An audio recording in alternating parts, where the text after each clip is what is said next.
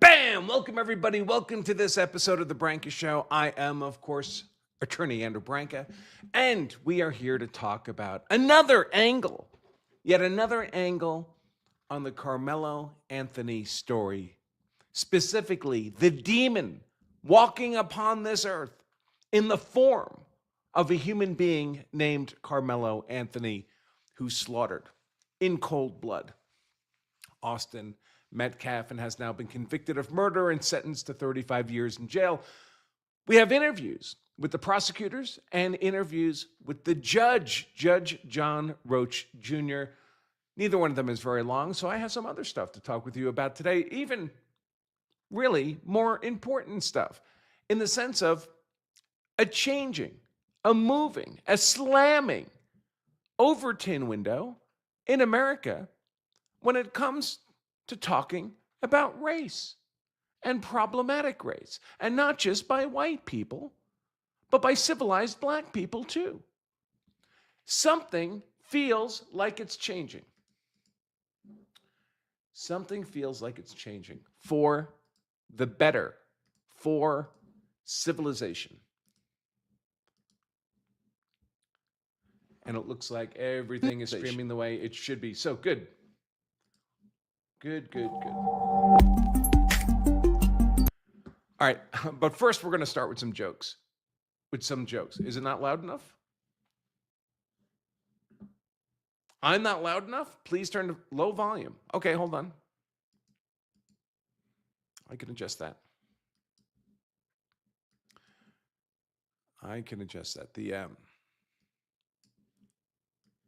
How's that? Is that better? Testing 1, 2, 3. Attorney Andrew Branca here for The Branca Show. The settings change themselves every day. It's a little irritating. But let's start the show. With some laughs.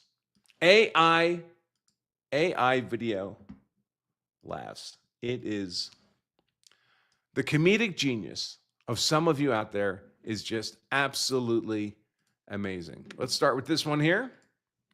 Karmelo's first day at prison. All right, first night in here. I'm not gonna lie, this place feels weird at night. I think I'm just gonna stay quiet and mind my business. Wait, why is he looking at me like that? Hey there, pumpkin. You look real cute when you're nervous. Oh, hell no. Bro, back up. No, I'm not doing this. Bro, chill. Wait, I don't wanna do this. All right. Okay, that's the first one.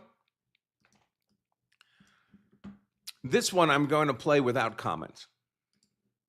The new Marvel superhero.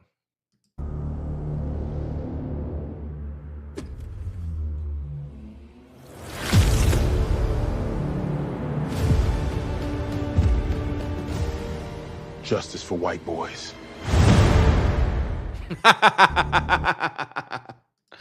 And this one was sent, the link was sent to me by a fan of the show, Jonathan on Rumble. He sent me this link yesterday, but I ran out of time at the end of 3 hours of show, so I didn't have a chance to play it. But I did take a look at it, and I think I can play it. So I'm going to play it for all of us right now. It's a song titled Didn't Do Nothing.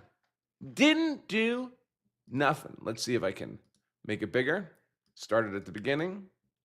Whoops. I guess we need some volume. Hold on.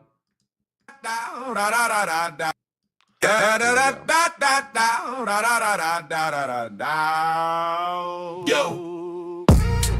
Whoa. Yeah. Hey, I don't.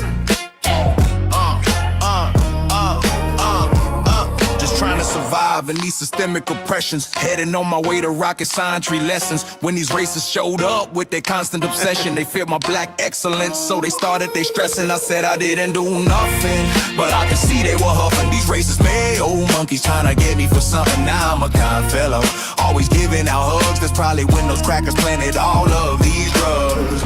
No, you can't blame this on me. I'm just an innocent victim of society, on my way to help a granny cross the street, like I do between church and all my charity. I was out late teaching disabled kids bowling. Was kinda groggy this morning and my eyes were a bit swollen. Must have got in the wrong car, I didn't know it was stolen. I said I didn't do nothing, but I could see they were huffing. These racist Mayo monkeys are trying to get me for something. He's trying to give me something. They gotta keep a brother down like it's still slavery. I don't know where she went. I tell him constantly, that ain't even my knife. I don't use cutlery. I'll help you find a body if you follow me. I had my hands in the air, but I just needed a jog. It's crucial I stay in shape or I look like a slob. I followed all their directions like a gentleman. I let them put the cuffs on at least one of my hands. I would never resist you, that I swear on my mom's. And I wouldn't have run, but see I left my stove on. I said I didn't do nothing, but I could see they were hugging these racist mayo monkeys trying to get me for something. But I'm a hard-working man just trying to be free. They be fucking with my mental constantly. Another day with America oppressing me. Now I'm down on the ground letting you know I can't breathe. I can't breathe, I can't breathe, I can't breathe, I can't breathe. I say it even louder till you listen to me. I can't breathe, I can't breathe, I can't breathe, I can't breathe. I didn't do nothing you can prove, so won't you let me be?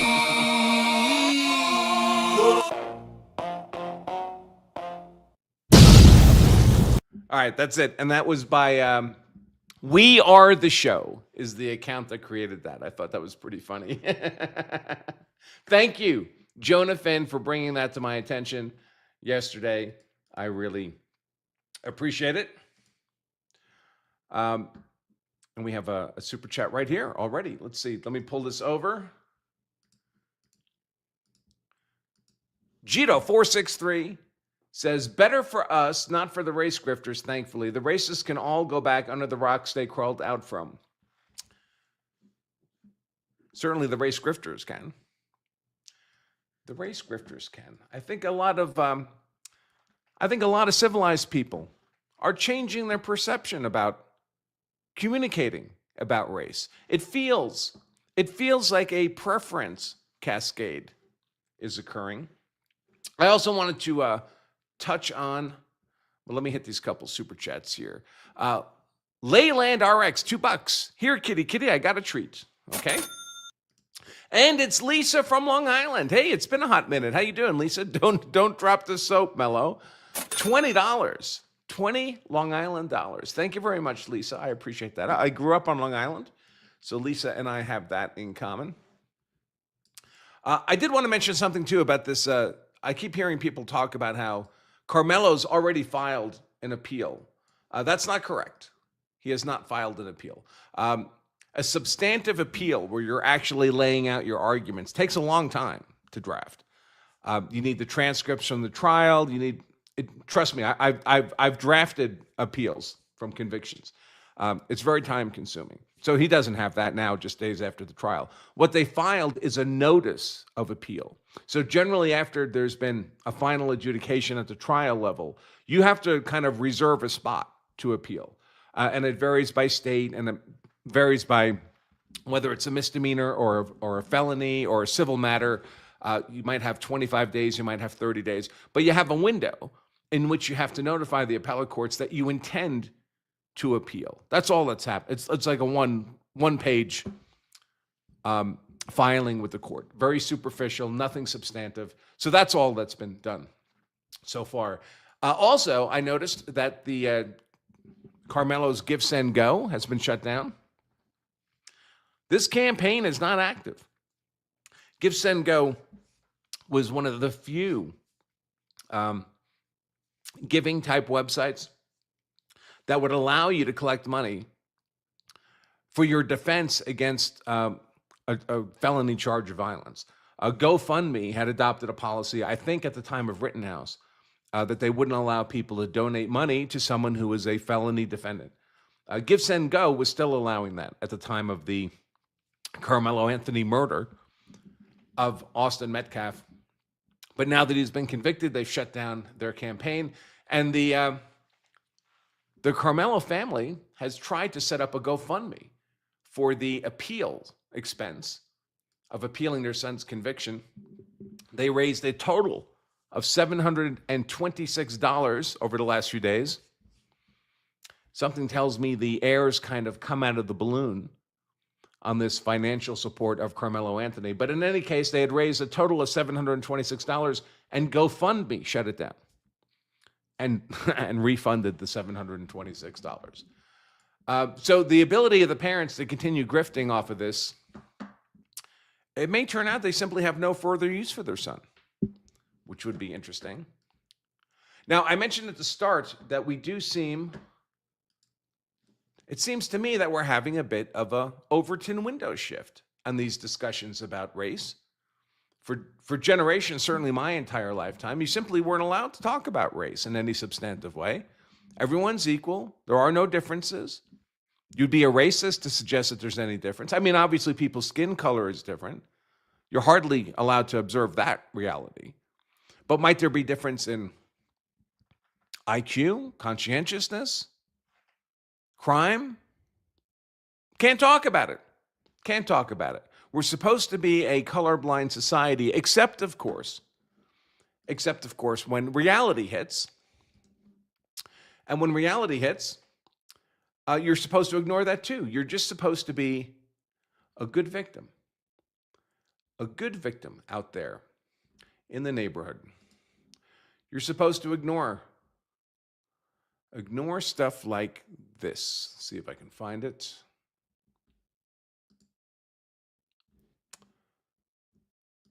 Where's my crime data? Is this it? Nope.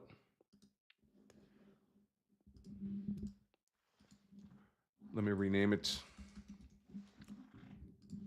We're supposed to ignore stuff like this. Hard data. Nothing to see here. Nothing to see here. Except that black males commit murder at a rate that's about 8 times that of white males. That black women commit murder at a rate that's higher than white men. But it would be rude. It would be rude to talk about it. And that's the attitude I'm beginning to see shifting. Came across this funny video clip from my buddy Myron Gaines. Thought I'd share this with all of you. Let me pull Myron up here. I'm a fucking proud racist, okay? And when I say I'm a proud racist, what I mean by this is I'm fucking a realist, okay? I understand that certain stereotypes tend to be based on facts, okay? I make fun of everybody. So if you want to call me an equal opportunity racist, fine. But let me go ahead and show you guys some of the signs of the rules we follow in this house. Number 1, women are dumb, okay? Next, trannies are mentally ill. Blacks are crooks, Jews run America, Indians stink, and it wasn't 6 million. Okay? Now, when it comes to white people, some of you guys might say, well, why don't you make fun of white people? I do all the time. The thing is that when I make fun of white people, it never fucking goes viral.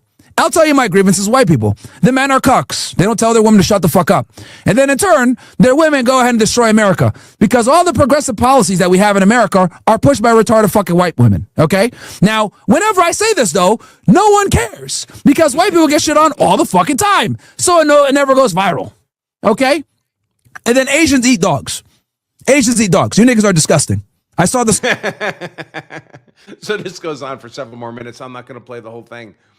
But it feels like that's not a video clip you could have posted 10 years ago on social media without getting canceled. And of course, we talked about this yesterday. Black people in America are not homogenous.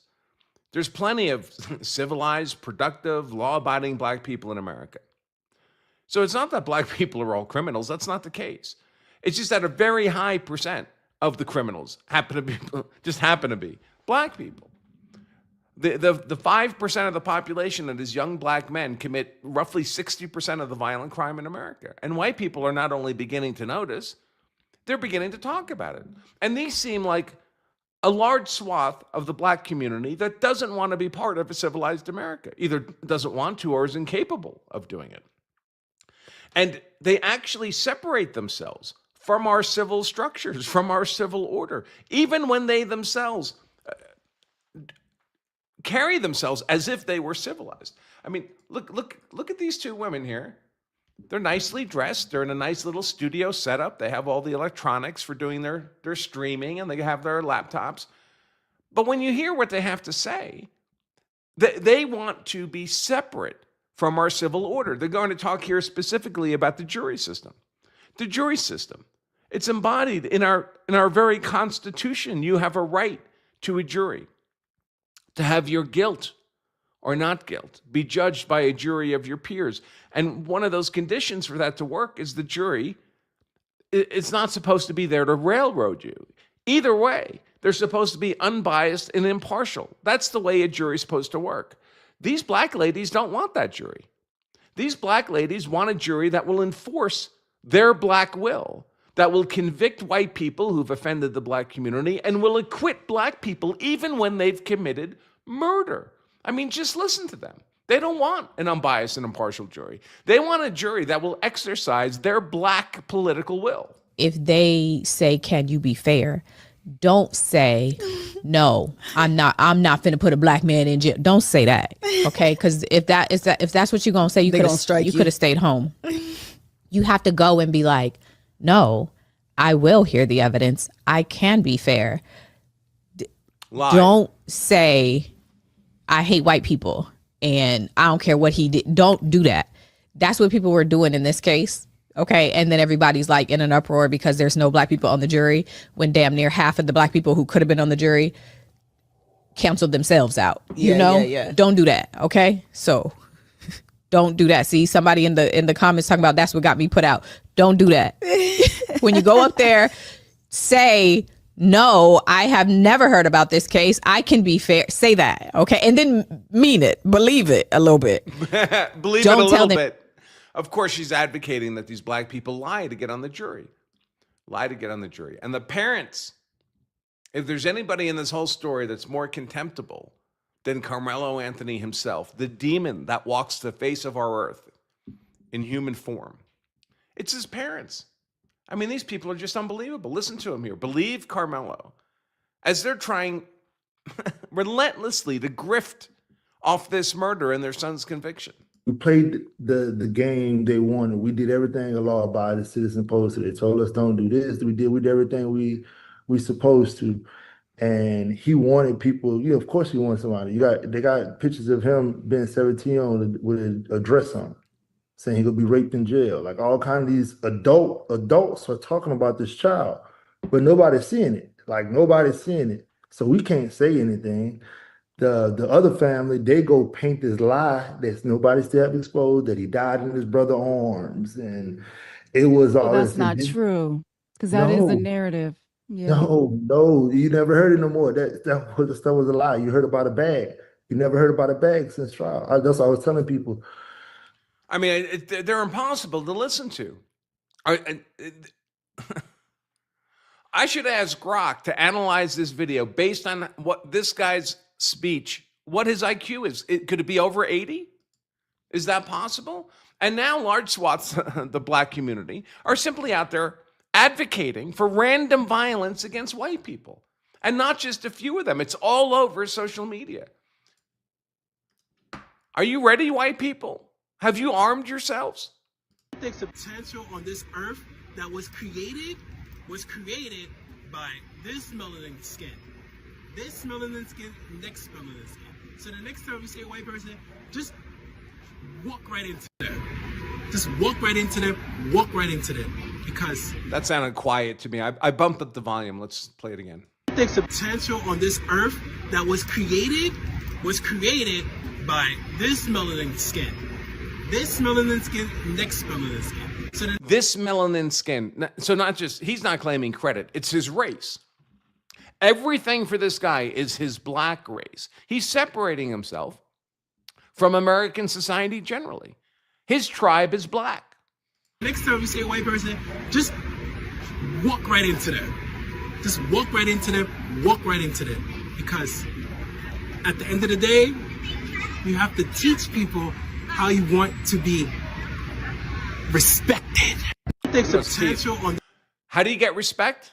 You hear what he's advocating? How do you get respect? With violence. That's how this black guy and many black people believe you get respect. With violence. Is that what Karmelo Anthony thought? Did he think he was being disrespected? His honor was being impugned by being told by a white guy to leave the tent? And so to preserve his honor, to not look like a bitch, he murdered him by shoving a knife through Austin Metcalf's sternum into his heart? Is that how superficial and feral these people think? Yes. They're telling us so. When they tell you who they are, believe them. Here's another one. I'm so proud of y'all for killing that white boy. See, they not used to this shit happening to them, y'all. My only problem is it should happen more. This is where I'm fucking up. This is where I got a problem with my people.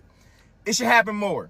We should make a day like every Thursday or every Wednesday where we just wake up and fuck up a white girl or a white boy. Just pick a little girl, smack the shit out. Your wives and daughters aren't safe either, folks. Your white wives and daughters are being targeted for violence because of their race by these feral black savages like this guy. Now, of course, not all black people. As always, I'm going to share with you clips of civilized, productive black American citizens who I'd be honored to have live next door to me. But that's part of the problem here. There's a large demographic group that has a sizable portion of them that are productive, civilized Americans, and then a sizable proportion are these monsters who are targeting you because of your race and your wives little and children. Boy, smack the shit out of him. Old lady, white, whatever.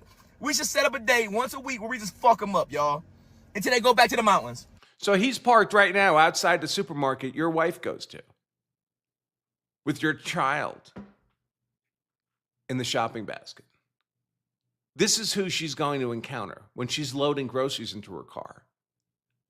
And she's going to get beat by this guy.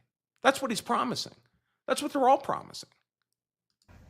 Yeah, let's set a day where we just fuck them up. Oh, this cuz we wake up, we yawn, we brush our teeth, we wash our face, and we go outside and we just fuck them up. First, that's how we got. And we know this is already happening, right? I'm sure you've all seen the video clips of just random white guys just minding their own business.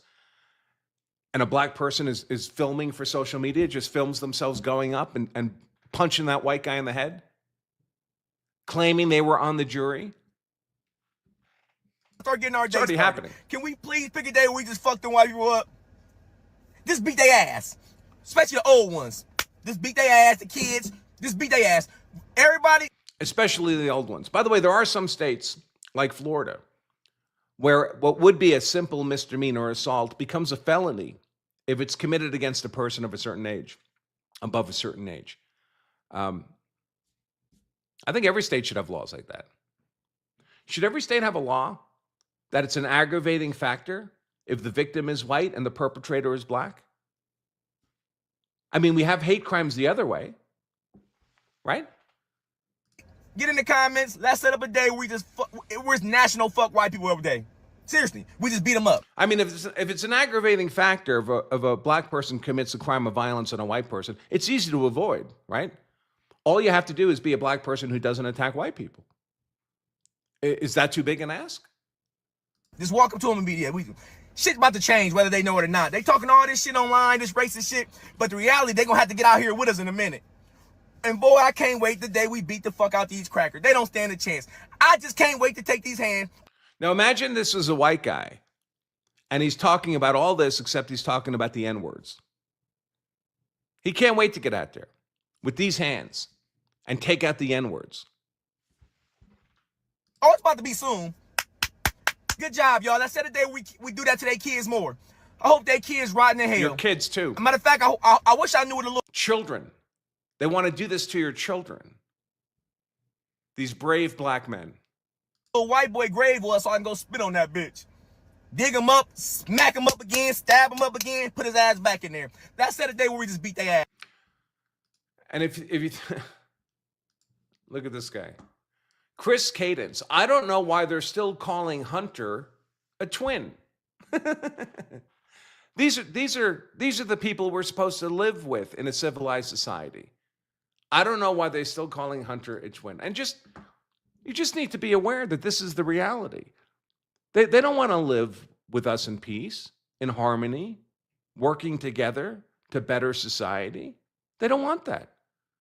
They want to be outside of civilized society.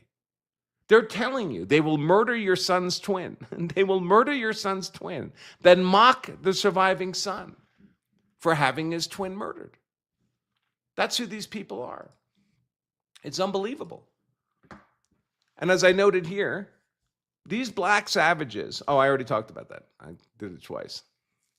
Oh, this guy, that's what I wanted to mention.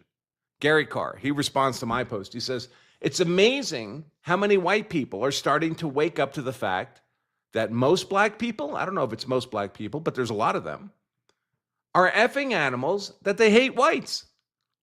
They just hate us because they're racist and they're angry and they're jealous of what we achieve. Jared AJ writes, do black people not get that the right wants us to support Karmelo Anthony? That the right wants us to support, the right wants to paint a picture of us and we're letting them. Oh, I see what they're saying. Yeah. So it's saying, do black people not understand that white people will make a point out of you if you're black and supporting the murderer, Karmelo Anthony? That allows them to paint a picture of us, and we're letting them. But of course, these black people are painting their own picture. No one made these guys. No one made this guy make this video. No one made this guy make this video. No one made these women make this video where they're telling black people to lie their way onto the jury so they can railroad white defendants and prevent black defendants from being held accountable for their murderous actions. From my perspective, the only thing the right wants from black people is that they stop murdering and raping and robbing us. And that you finally pay your own way. That would be nice. We're tired of pouring trillions of dollars into black urban centers only to get even more degeneracy in crime, degradation than we had before. What a pointless exercise. You know, we'd be driving flying cars by now if we stopped going to the moon so we could pour all that money into black urban centers to no good purpose. It's maddening. Reparations? White people and Asians, Orientals, are the only net taxpayers in America. Trillions of dollars have been taken from us to pour into these black urban centers. Much of it stolen, the rest of it wasted. Why? We've been paying reparations for generations. And for what? For this. We paid for this light rail.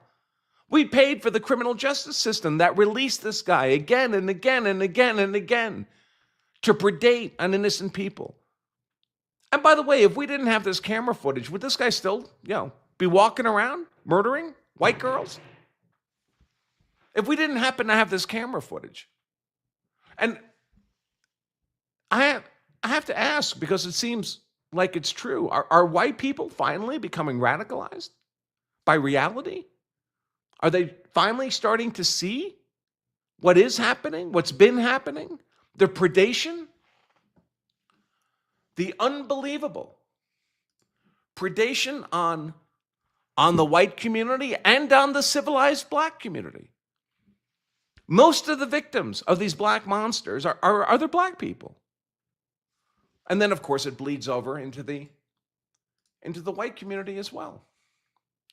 And it feels, by the way I see these conversations happening on social media, like the Overton window is shifting. That people are feeling more comfortable talking about this reality. They're tired. The productive people of America, white and black, are tired of just being harvested by these demons. It feels like the Overton window is shifting. It feels like a preference cascade is happening. Where no one wants to say anything. Everybody in the room is like kind of looking around. I don't know. Should I say something? I don't know. Maybe I shouldn't. I might get in trouble. But then one person says something and somebody else goes, yeah, I was going to say that too. I was going to say that 3. I was going to say that 4. And now we're all saying it. We're not afraid anymore. And when the truth comes out, when the truth can be exposed to the light, everything changes. Just look at how Trump has changed.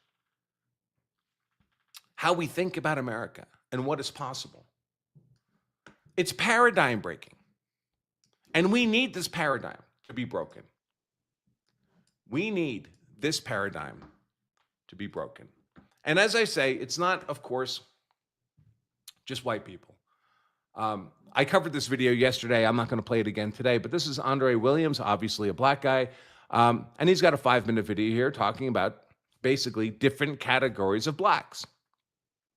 Blacks, and I'm not going to say the other words because I'll just get clipped. One class of N-word, a second class of N-word, a third class of N-word. And it's very compelling. Very compelling. And the trouble is we have a category of blacks, it's the first category here, just normal, productive people, like Andre Williams. By the way, Andre Williams was in the 82nd Airborne. So thank you for your service. Here's another post of his. A bunch of white people are being attacked by a feral black mob because they were wearing the wrong sports jersey outside a basketball game in New York City. They're getting chased and beaten. Their shirts are getting torn off them. And Andre Williams says everyone with an IQ above 100 should walk around with a gun and defend themselves from people like this. He's talking about these feral black people engaged in this attack on these white folks. Yeah. If you're not doing that, you're just waiting to be harvested. And look at the comments here. The comments are justifying these feral, violent attacks because apparently the black people involved here are unable to control their emotions and prevent themselves from engaging in violence over having observed an offensive jersey. Look at this, just a thought. You don't wear certain colors in gang neighborhoods, I guess in gang neighborhoods. Well, who are the gangs? You don't wear certain jewelry in certain neighborhoods. Well, who's going to take the jewelry from you? All the white people are going to take the jewelry from you? You don't wear opposing jerseys in hostile environments. Why are the environments hostile over a jersey? Who's doing that?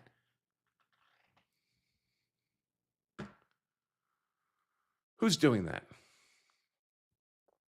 These things aren't people. They're a pack of dangerous, rabid, psychotic predators. They're a menace to society and should be removed from it by any means necessary, period. They forfeited all right to demand to be part of civilization. They don't belong to it.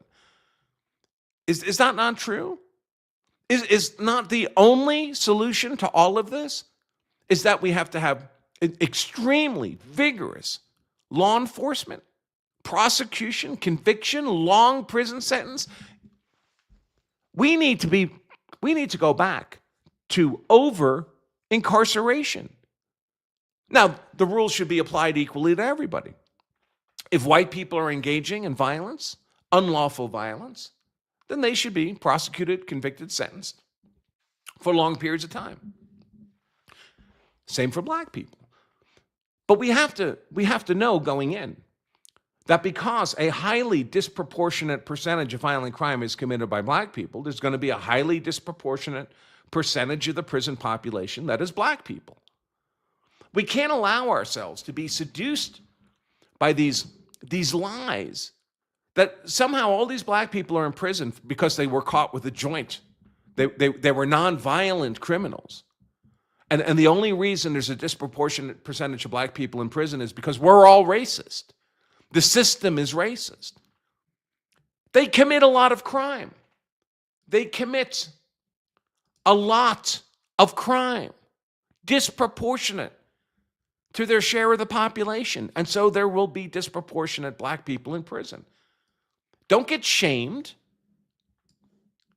into not prosecuting, because what does that get us? That gets us this. Myron Gaines is right. There's too many white people, white men who are cucks. And there's too many white women who are allowing our civilization to be destroyed because they treat a world of violence and scarce resources as if it was a kindergarten class. And they just want everyone to be happy. That's not what these people allow for.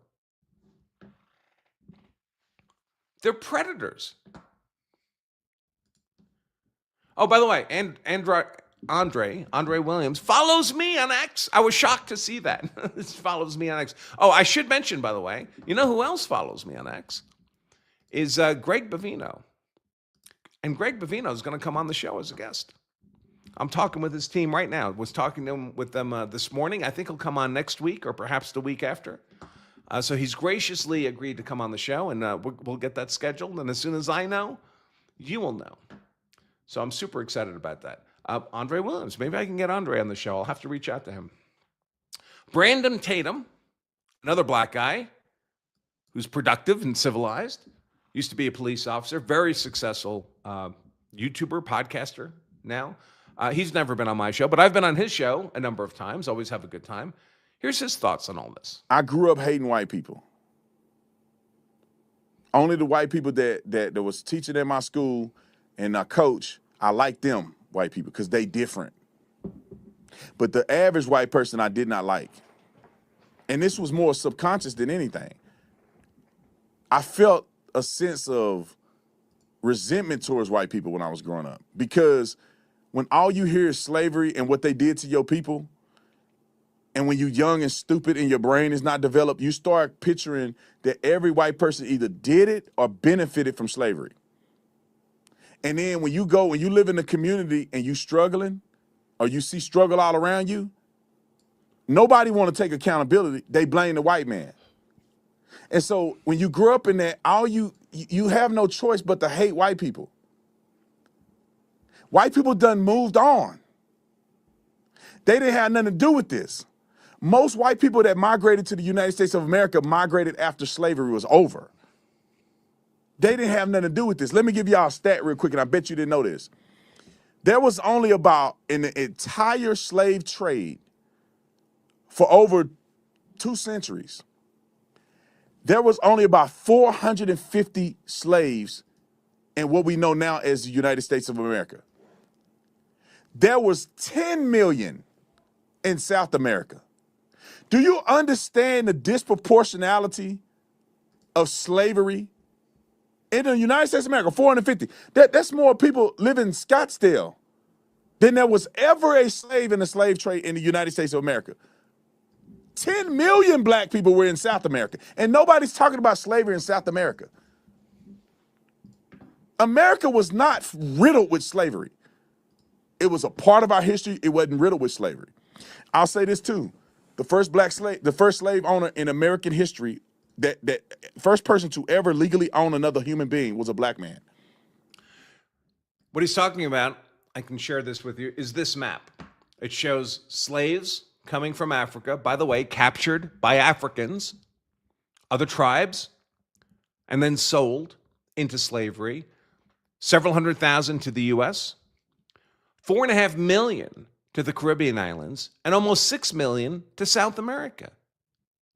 And yet we're supposed to be the great demons. By the way, the percentage of the population, the white population that owned slaves, was about 1.6%. The percentage of the black population in America that owned slaves was about half of that. Half of that. So not wildly different. Not wildly different. Anthony Johnson. Maybe shocked to know that black people owned slaves in America, as he's talking about here. The precedent of owning other human beings was set by a black man named Anthony Johnson. You would never hear nobody talk about this because they're liars, they're deceivers, and they want to preach hate. Black people own slaves too. White people were lynched as well. It's just that black people were lynched more. There was a period of time where white people. I'd say it's ironic. I hesitate to say that because it's so horrific. But many multiples of white people have been murdered by black people than black people were ever lynched by white people. Who were the most lynched, and then it accelerated to where black people were lynched almost double white people being lynched. But white people were lynched too. During the time that black people were lynched, lynching was a form of punishment and open exposure for people, some being what they believe it was justified. Some of it was just hate. Lie on you, say you did something, hang you. They hang white people too. They hang white people too. And it's not just prominent black people who are civilized and decent and productive and hate the blacks who are committing these acts of violence and living outside of civilized society. It's normal black people too, like this woman. As a black conservative woman, let me make something very, very clear here, okay? No white conservative person has ever said that they want me to hang. They've never called me a racial slur. They don't call me a monkey. They don't think that I need to be put in a field. Okay?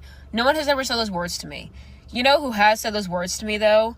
Black liberals, white liberals, liberals in general, the accepting, tolerant, liberal left.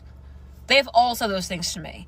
They always say they hate you, they think you're a monkey, they think blah, blah, blah, you need to be in a tree, good luck being in Mass's house. That's what they say to me. No white conservative person has ever said those words to me because, lo and behold, color doesn't matter. They don't care about color, they don't care about what color I am, and they never will care about what color I am because I tell them the truth. If you guys actually opened up your minds, you would realize that the Conservative Party isn't racist. We're just not stupid. As a black conservative woman, let me make something very, very clear here, okay? No white conservative person. And when the other interesting thing is, we all remember every major case of racism in my lifetime was faked. And we've all seen these scores of times, all the way back when I think I was still in law school. The Tawana Brawley case. Remember the Tawana Brawley case? This black girl was supposedly attacked by cops and a prosecutor and raped and left naked in a muddy yard. Al Sharpton was her champion in the media back when Al Sharpton weighed about 400 pounds before he became a bobblehead on TV. And it was a complete lie. I mean, the entire city of New York was outraged. It was a complete and utter lie. It was made up, and it destroyed the careers of those white cops and prosecutors who were accused, wrongly, falsely accused. One of them killed himself. Thanks, Al Sharpton. Jussie Smollett walking through Chicago, and a couple of Trumpers come up, this is MAGA country, and attack him and put a noose around his neck. Completely fabricated. It's always completely fabricated. Anti-black vandalism on college campuses. The black guy who called it in did it. Again and again and again. The demand for anti-black racism in America, actual acts, vastly exceeds the supply. So they have to fabricate it. They'll do stuff like this. Hey, if you want to know why black people are angry, look up the Tulsa Massacre, Tulsa, Oklahoma. This was supposed to be, these black people had a black Wall Street. It was the Wakanda of Oklahoma. And then white people, just because they're racist, they came in and wrecked it. That's what we're supposed to believe. Now, first of all, whatever happened in Tulsa, it happened more than 100 years ago, in 1921. And it's been my experience that every time black people bring up some supposed massacre from racist white people, when you look at the actual history, it turns out the massacre was invariably a bunch of fed up white people finally driven to act against black savagery. In the case of the Tulsa Massacre, the black community had murdered 7 white people. The white people were not going to continue to allow themselves to be harvested. And that's why they drove out that black community in self-defense. And it's the same story time and again and again and again. It's this story. It's this story. It's blacks committing homicide at 8 times the rate of whites. It's 5% of the population that is young black men committing 60% of the violent crime. And it's not new. It's not new. It's not because Lyndon Johnson broke up the black family. That's another lie. Look at this. I'm sure I've shared this before. This is an article from Time magazine talking about the language of the age, the Negro crime problem. The Negro crime rate, a failure in integration. Look at the date of this article. This is 1958. This is before Johnson. This is before black women eagerly traded the fathers of their children for welfare money and have been doing it ever since. These were mostly two-family households in the black community. This is before I was born. That's how long this has been going on. And how do white people respond to this? They respond in the only rational way they can. They're not allowed to point it out. They're not allowed to talk about it. So they move. The entire American real estate market, domestic, residential, and commercial, can be explained by, and not just white people, by productive peoples of any race, working desperately to distance themselves from this. Black people who secure resources, who are successful, they don't stay in these urban ghettos. They know exactly what will happen to them. They move out to the suburbs too. Because they're rational. That's why they're productive and successful. Nobody stays in these communities if they don't have to stay in these communities. Oh man, the super chats really piled up. All right, let me get to those. As long as I'm pausing, folks, Father's Day is almost here. It's a week from Sunday. Get your dad the giant Trump mug, the Trump $250 note. Look how beautiful this is. The Trump mug with the mugshot. The mugshot mug, we put these together just for Father's Day. But it does take about a week to get to you, so you need to order them right away. Order them right away. The link for the mugs is in the description. In fact, there's a bunch of stuff there at that link. Let me open up the link and show you what we've got. The key thing are these giant Trump mugs. Your dad will love them. If your dad loves Trump, he will love these mugs. Look at this. Look at this. We've got the giant Trump mug.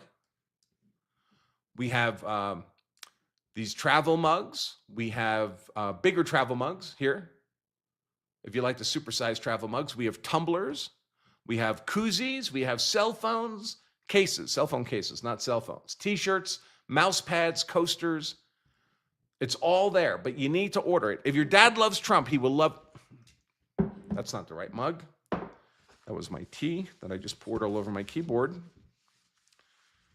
If your dad loves Trump, he will love that mug. If your dad hates Trump, buy him a bunch of mugs and a hammer from Home Depot.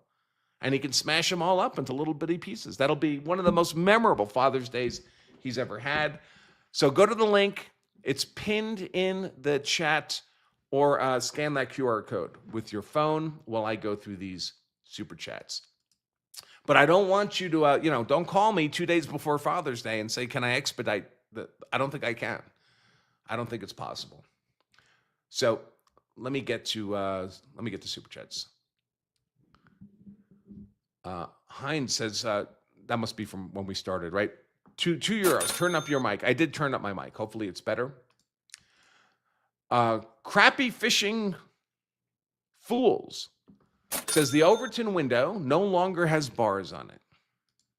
It feels like the dialogue is shifting, doesn't it? Roger Wood, $5. The difference: a white guy crosses the street, sees a car, hurries across. A ninja not only slows down but says, "I wish you would hit me, MFer." There's a lot of challenge in the uncivilized black community, right? That's what Karmelo Anthony was doing, I suspect. Nelson Reyes, that's what these people playing their Bluetooth on the subways. They're just looking for someone to say something so they can provoke a confrontation of violence. Nelson Reyes, $20, says, great channel, Branca for Supreme Court. Whoops. Branca for SCOTUS. Wouldn't it be great if Trump could appoint him? That would be fun. Now, listen, I wouldn't stay long. I would just keep the seat warm until the next Clarence Thomas was identified, and then I would gladly step aside for a 40-year-old Clarence Thomas II. That would be awesome. But I would happily secure the seat against the liberal invasion. Locknaz, SEK10. What is SEK10? Is that Swedish kroner? What is that? It is Swedish kroner, and that amounts to $1.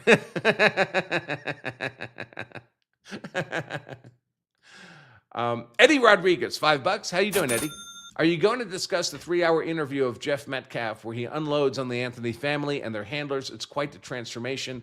Well, so I thought about it, but it's 3 hours. It's it's 3 hours. So either I have to watch the entire thing with all of you, or I need to go through and clip things. And so that would make it like 6 hours for me. I just don't have that kind of time. I do want to recognize, of course, that Jeff Metcalf, the father of the murdered Austin Metcalf, he tried to be kind in the immediate aftermath of the murder of his son. And he was humiliated. He was humiliated by the Anthony family and their supporters. And then the court, Judge Roach, put in a gag order. So the father really couldn't talk for 14 months. And now the trial's finally over and he can talk. And, you know, I don't think it's unreasonable to recognize that he's been like a pressure container for 14 months, especially seeing all the horrible things that are being said about his son. All the images, they're AI images, but nevertheless, of people urinating on his dead son's grave, black people urinating on his dead son's grave. Now, I don't think they're actually doing that. I think that's all AI generated. But that doesn't change the sentiment, does it? They want to dig him up and stab him again. They don't know why Hunter's still called the twin. All of that. So I don't know. It's really long. And I'm nervous about making use of other people's clips because I never know if they've taken things out of context, and I wouldn't want to do that. Loch Ness, $50 now for the Swedish kroner, so that's more like $5. Thank you, man. Says, how am I supposed to believe Karmelo when he did not take the stand and explain? Yeah, it's a problem. It's a problem. In most self-defense cases where there's a death and it's awkward, you know, it wasn't like they were invading your home. There are many people who are arguing it's a bad outcome case, right? Which people believe about Karmelo, some. The jury may say, all right, well, you had to kill that 17-year-old, and maybe that was lawful, but you got to convince us. We got to hear it from you. That's why Kyle Rittenhouse had to take the witness stand, subject himself to 3 brutal hours of cross-examination. He was a kid. George Zimmerman did not take the witness stand, but that was an odd case because in the aftermath of George lawfully killing Trayvon Martin in self-defense, the police had actually had Zimmerman do a number of walkthroughs of the crime scene, kind of recounting exactly what happened and where everything happened, and they filmed all that. And then the prosecution introduced all that film as evidence. So the jury in the Zimmerman case got to hear George Zimmerman tell his side of the story multiple times without him having to take the witness stand, which was unbelievable benefit for the defense because then they didn't have to put Zimmerman on the stand and subject him to multiple hours of brutal cross-examination. But typically the jury wants to hear. If there's any ambiguity or if your claim of self-defense looks weak, they really need to hear from you. But of course, so why didn't they? We know there must be reasons why Karmelo Anthony cannot be put on that witness stand. When the defense presented what ultimately would be their last witness and took that weird 2.5-hour break after lunch, I'm sure they were considering, what do we do? We're cooked. They knew they were not going to get an acquittal after their last witness. The pathetic witnesses they had to put up, half of whom didn't see anything. In fact, I'll play a little Matt Walsh clip where he's reading from the transcript. The key witness, the most important witness for the defense, had to take back everything he had earlier said. He had earlier claimed that he had seen Karmelo Anthony surrounded by aggressors. It all turned out to be a lie. If that wasn't their last witness, it was close to their last witness. It was their most important witness, and they had nothing. The defense had nothing. Of course they had to put Karmelo Anthony on the stand, and they still couldn't do it. Knowing their client was going to be convicted, they still couldn't risk, because he would only have made things even worse. That has to be the calculation they made. If they had any hope that Karmelo Anthony on the stand could present himself as sympathetic to the jury, they would have put him on that seat. Nobody was stopping them. except for them. Except for them.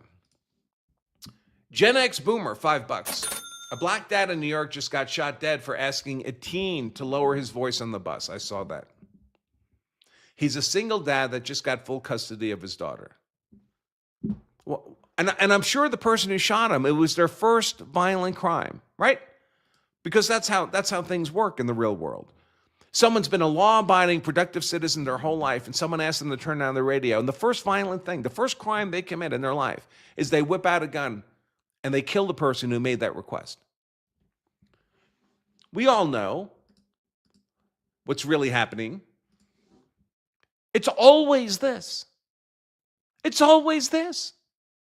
It's insane levels of violence directed by people who hate white people. Black people who hate white people. This demon shoved that knife past this woman's clavicle, Arena. A mortal wound. She would take several minutes to die. She knew she was mortally wounded. She knew she was dying. He did this for absolutely no reason except his hate. And as he walks away, he says, I got that white girl. Now he's been deemed incompetent to stand trial, but he was competent to release into the public and do this. He was competent to be released by largely black judges again and again and again and again and again. Now he's incompetent. Lisa from Long Island, $10. Thank you, Lisa. At least one person was killed and 10 others were injured in an active shooter incident in Midland, Texas, according to officials. Is that right? I'll have to take a look at that after the show. Andre Veazey Jr., $5. As a black man, skin color doesn't determine who my people are. Besides, they've already threatened me. I mean, I talked about this yesterday. My dream Supreme Court, where's my dream Supreme Court image? Is this.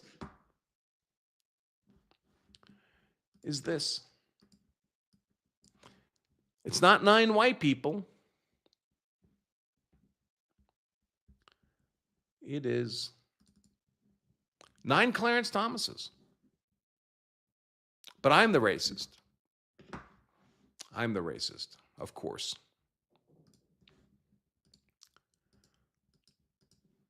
Amazing Disgrace, $10. Be aware when someone is recording for apparently no reason, they want fame for what they or their friends are about to do. Yeah, so we've all seen these knockout game punches, right? Where someone's mining, usually a white person, often an older white person.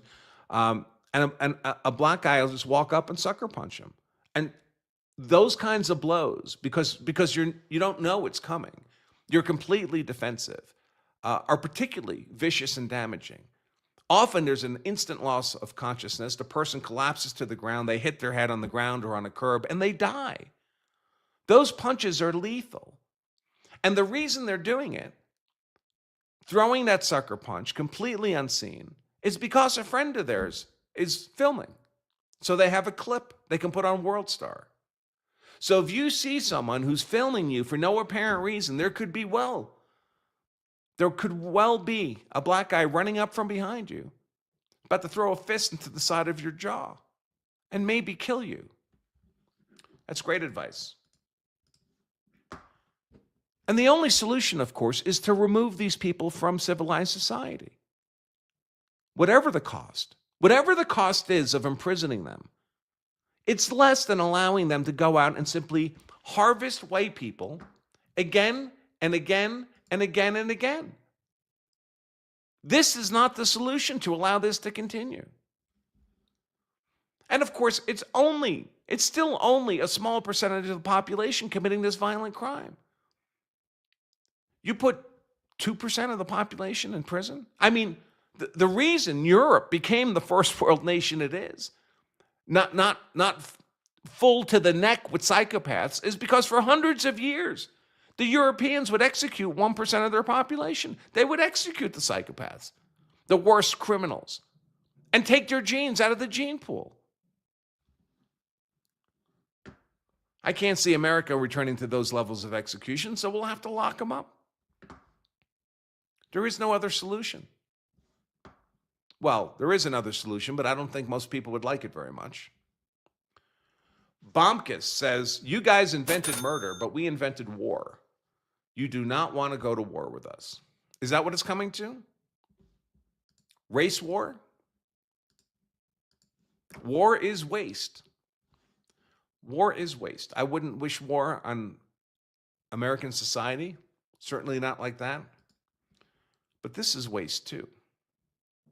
So the choice is not between non-waste and waste. The choice is between what form of waste is more morally defensible. Is this the continual, relentless harvesting of white people by black people? Is harvesting of our women, of our children?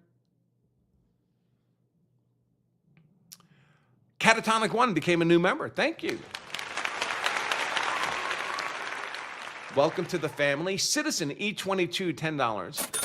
I've been saying it for years. Reparations have been paid for a long time now. Yeah, I mean, hundreds of thousands of lives, white lives, lost in the Civil War to end slavery. And then trillions of dollars of white taxpayers' money poured in to these urban centers. For what purpose? Is Baltimore better? Is Philadelphia better? Is LA better?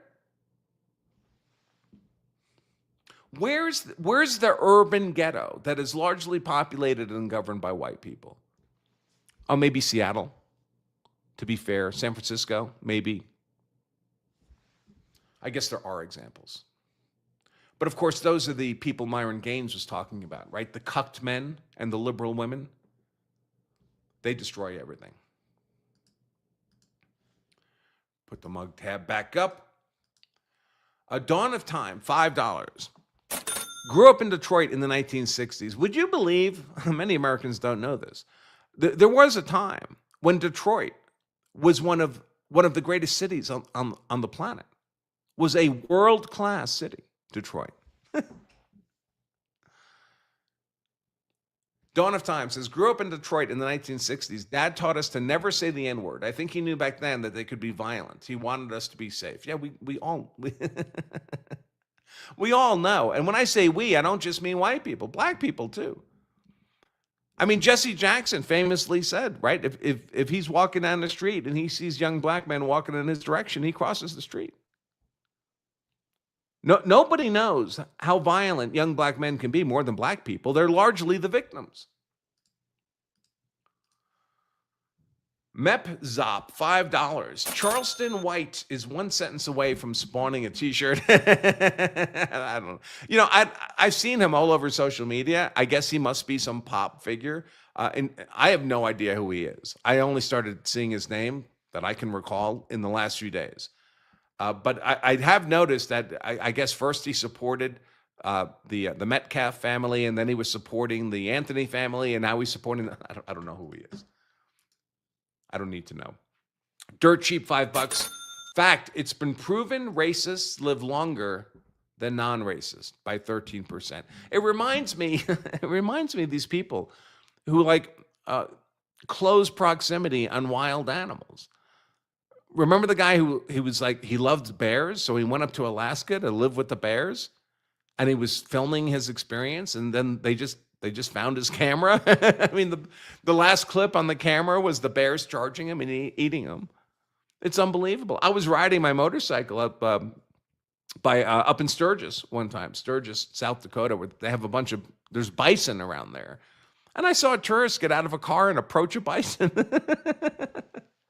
And the bison started running them down. These people are insane. Seen people get close to a moose to get a picture with the moose. You know how big a moose is? It's like 3 times the size of a horse. And it's the same dynamic. These people we're going to gentrify this poor black community. Maybe. You better bring a lot of help. There better be a lot of you. Dark Ginger, $5. Peace is not the absence of violence. It's the presence of justice. Harrison Ford, Air Force One movie. Is that right? I don't recall that quote from the movie. I do feel obliged to point out all the time that there's nothing inherently wrong with violence. I mean, I teach people how to engage in violence for lawful purposes and to be hard to convict. Hard to Convict. It's my best-selling book, Law of Self-Defense Principles. Get it for free at lawofselfdefense.com, free book. So there's nothing inherently wrong with violence, just like there's nothing inherently wrong with guns or knives. It all depends on the manner of use, the purpose to which it's being put. You know, a man incapable of violence is not a good man. He's just a cuck. He's just a victim. He's just weak. Janto Pasio, $10. Try to make a moment to listen to Matt Walsh today. I do have a Matt Walsh clip I'm going to share, but I have to be honest, folks. I spend like 2-3 hours a day live streaming with all of you, and I have other obligations, work obligations. I don't have time to listen to a lot of other people's social media.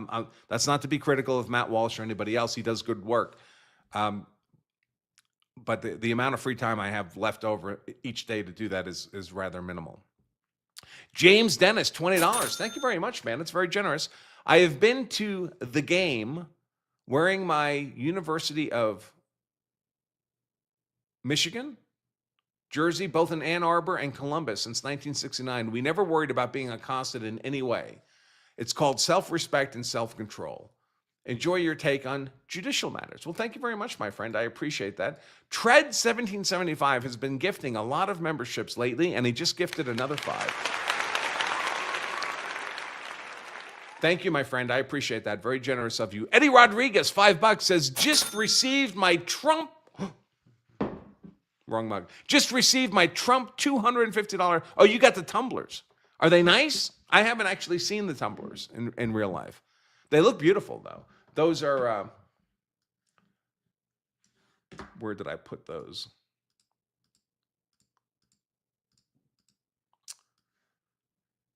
I just had them here.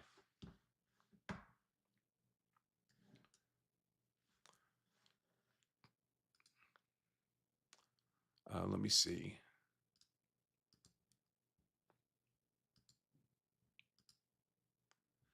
These are the tumblers.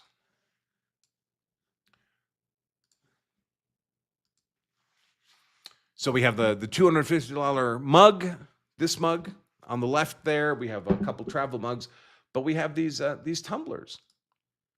I think they're quite nice.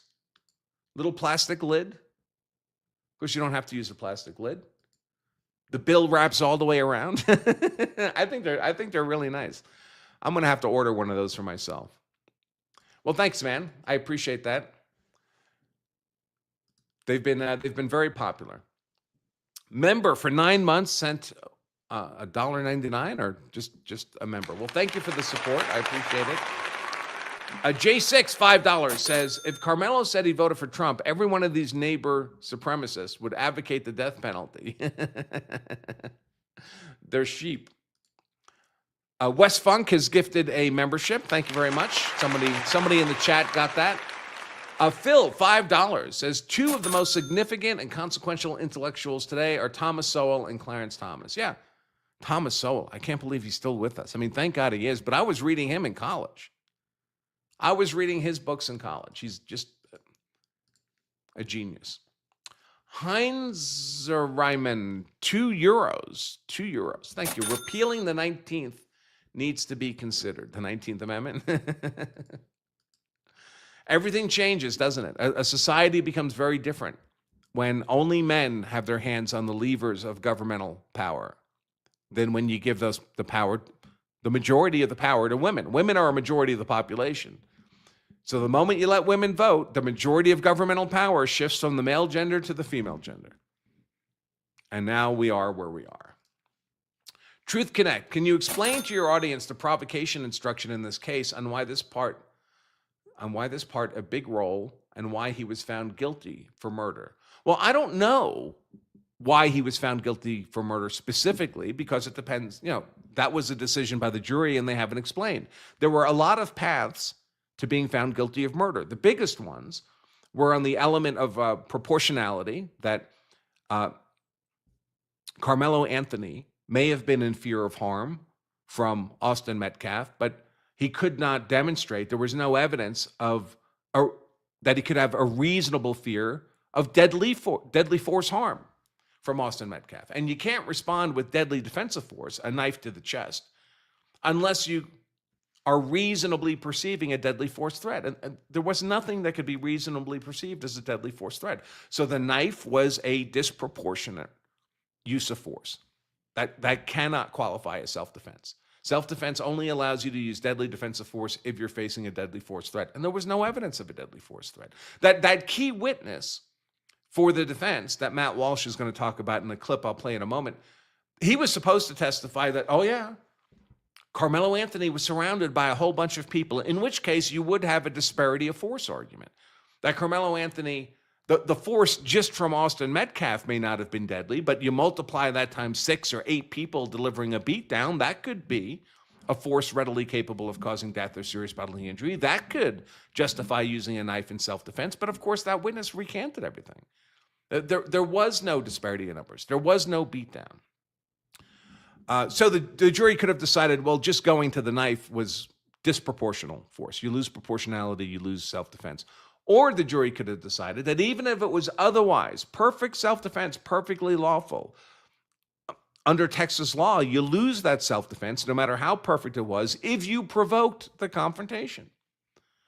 So you could have a perfect claim of self-defense. You could have every element that's required, but if you provoked the confrontation with the intent to then have a pretext to use to kill someone, you provoke the other person, Austin Metcalf, into being the initial aggressor, right? The first person to make contact. But it's a pretext so you can kill him. You don't get self-defense under Texas law or law of any state. So I don't think that, it's not like the jury could not have convicted without that provocation instruction that explains that. If he did it perfectly, but he provoked it, it's not self-defense. I don't think they needed that because they could have found him guilty just on the lack of proportional response. But the provocation instruction just provided a second path by which to arrive at a guilty verdict. Tread 1775 already gifted 5 memberships, just gifted another 5 memberships. Thank you so much, my friend. Sister Mary Stigmata guilts me into gifting $5. Thank you, man. Vice Rogue $10. Enjoyed you on the Jack Show yesterday. Yeah, I jumped on the Jack Show just for about an hour yesterday. They invited me at the last minute, and I was available, so I always have fun hanging out with those guys.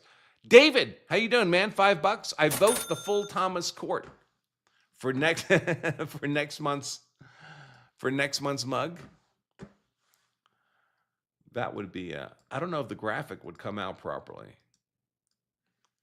I'll have to see. Whoops, I didn't mean to do that.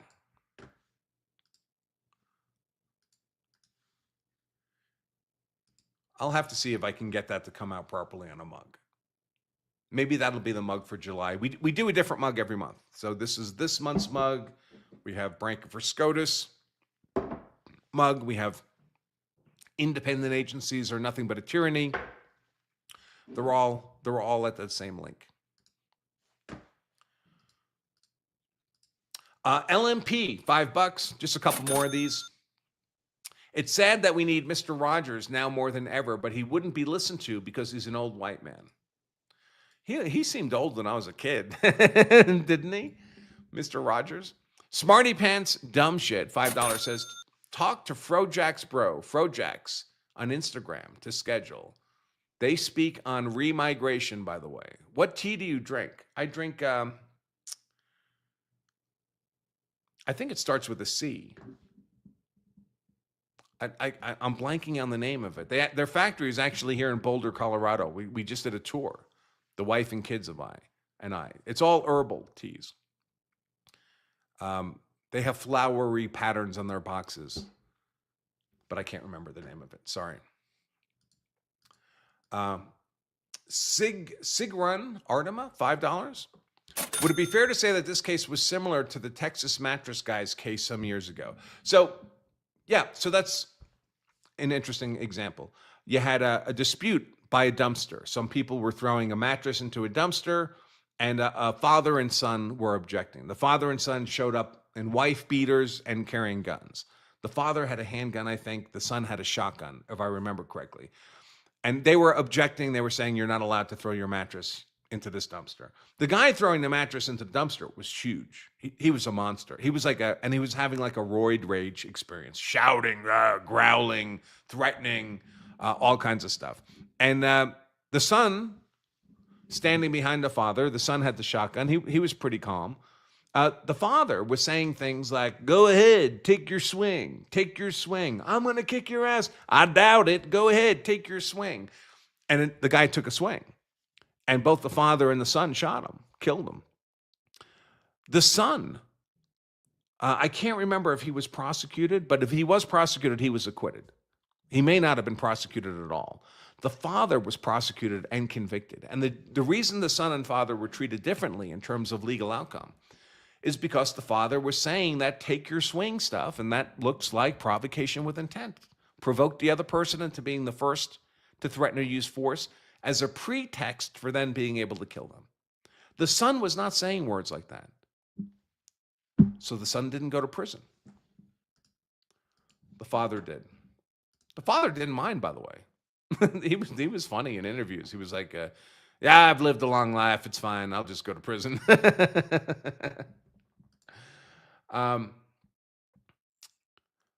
EPMJ, $2. Do you get money from Kindle? I have visual issues. Yeah, so this book is on Kindle. You can get it from Amazon. Read it on a Kindle. It's also available in audio form, if you like Audible books. But you have to get it from our website. If you go to get the free book, we can send you the book. Well, you have to pay for shipping, but the book is free at lawofselfdefense.com/free book. I'll put the banner up there so you can hear. Whoops. I think it'll also offer you options for the other versions. So for the Audible version, for the ebook version, if you go there. Drew Snyderman, $10, says 1860 census, 4 million slaves in the U.S. and 550,000 free blacks. Lincoln wanted to repatriate the slaves, but it was deemed too expensive. In speeches, Lincoln believed they couldn't be integrated. And I believe that was true of the founders, too. Even founders who owned slaves, they didn't really want slavery. Thomas Jefferson didn't want slavery. But he also didn't think that Africans brought to America could integrate into American society. He didn't want them in slaves. He just wanted to send them home. It wasn't his expectation that they would stay here. Let's see. I hit that. Smarty pants. Okay. You didn't write down Frojags on Instagram. Here, I made a note of it. And a couple of, keeps going. I'll look up the name of the tea company. Everyone's very interested all of a sudden. Celestial tea. Normally, I drink,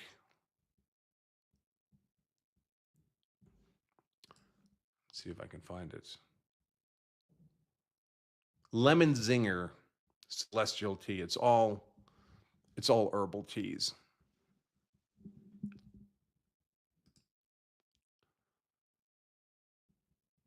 Yeah.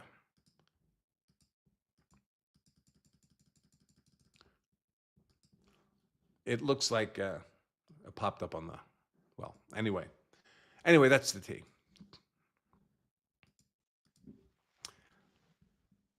Let's see. Shared this.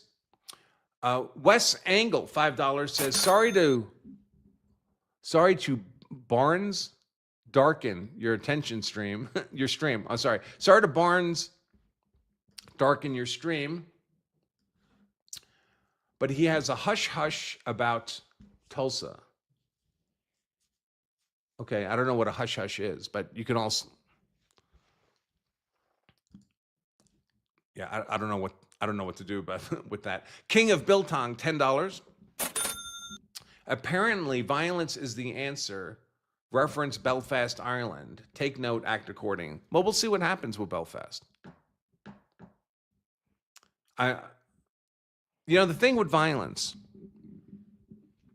by white people is it doesn't accomplish white people goals if it's not done at scale and in a sustained way.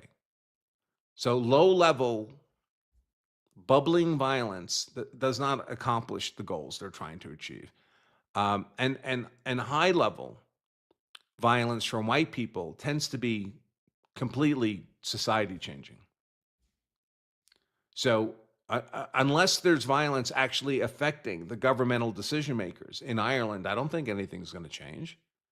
The people who are making the decisions to import these third world migrants, they're not going to care that a few buildings were burned down. They'll just be patient. They have their facial recognition. They'll let you rampage for a little bit, and then they'll come in and they'll put you all in prison. They're still in control. The same people are still in control.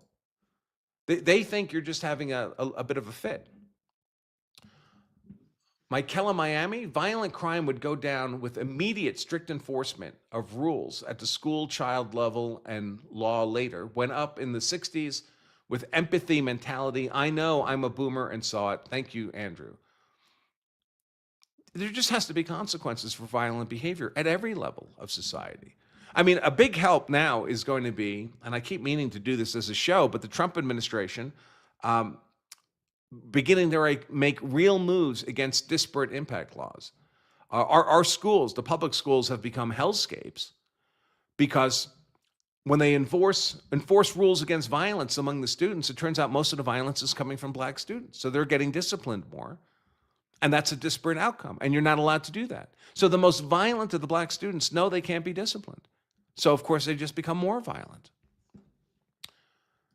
It's horrific. And then if you're like in a place like LA, then all the other students end up becoming violent too. They have to defend themselves. And the blacks form gangs, and then the Asians form gangs, and the Mexican form gangs. And you get yourself Los Angeles. Gito 463 $10. Well, my boss is back, so no more listening in the background. Thanks for all you do to keep us informed. My pleasure, man. Gito 463 is always so generous. $5. Jonah Finn, who linked me to the "Didn't Do Nothing" song. Poops Kins calling for attacking white people. Poopskins, is that what that's supposed to be? Calling for attacking white people should have the highest profile FBI arrest possible, with every agent being black, maybe even done on live TV. Why isn't that domestic terrorism? Why aren't those terroristic threats? It's the use of violence to compel political outcomes. That's the definition of terrorism. The Klaxon, $5. This is exactly where the left wants the country, ripping itself apart on grounds that we would have been past decades ago if it wasn't for them. They rule by fear and chaos. Yeah, that's right. Stochastic terrorism. Can you explain to the audience how you determine who the initial aggressor is? Yeah, the initial aggressor is the first person to use or threaten to use force. That's the initial aggressor. In a case of provocation, and if you are the initial aggressor, you lose self-defense. You lose the element of innocence required for self-defense. Because what self-defense allows you to do is defend yourself against someone else's initial aggression, right? The initial aggression is normally the unlawful aggression. I mean, that's different for cops, for example. It can be different in different contexts. It's different in a home burglary scenario, but just two guys out on the street, normally the first person to threaten to use force or to use force is the initial aggressor. When you have a provocation scenario, what's happening is one guy is provoking the other person to be the initial aggressor. But in either case, you're losing self-defense. Johnny, $10. How about a mug with F.A.F. Omello behind bars? The trouble is, it takes me about a month to get the mugs made up. I'm ready to ship, and I think Karmelo will be out of the news by then, with any luck. EPMJ, $2. Good to know. Sent rant to, thank you, Andrew. Well, it's very kind. Member for 10 months of support of this channel. By the way, the only way we can do these shows is because of the members. YouTube doesn't allow us to make much in advertising revenue. They don't like us. You know, they won't send me a plaque. YouTube will not send me the 100,000 subscriber plaque, the silver plaque. I contacted them about it. They were like, no, we just don't like your channel. We're just not going to send you one. That's what they said. We're just not going to send you one. We don't like you. So we can't make much advertising revenue. So all the support for this channel, for these shows, comes from the 16 cents a day, the $5 a month of you members. You make it possible. So if you like what we do, and normally most weeks, it's very difficult times right now because we're moving. I'm moving from Denver out to Knoxville. So my days are unusually constrained. But normally we do an open access show like this, and then we do a members only show immediately thereafter. So you get double the content if you're a member, and you support the show. Looking forward to Bovino being on the show. Yeah, his team contacted me this morning, and I have to get back to them this afternoon. They contacted me just before this show. That's one of the reasons I was a little late. But I'm going to get in touch with them this afternoon. We'll get something scheduled. As soon as I know, you'll know, okay? I think it'll be next week. If it's not next week, it'll be the week immediately after that. All right, so wow, I lost the Matt Walsh thing. Now we're going to get finally, we're going to get to the judge's interview. And if I have any criticism of the judge, it's that the judge did not allow the trial to be televised. And the reason I don't like that is because it leaves all of us vulnerable to being deceived by false or incorrect reporting about the events. You know, when it came to the George Zimmerman trial, I watched every minute of that trial and all the pretrial proceedings. When it came to the Kyle Rittenhouse trial, I watched every minute of it. You cannot lie to me about what happened in those trials because I saw it with my own eyes. I heard every word. But we can be lied to about the Karmelo Anthony trial because we weren't allowed to see it.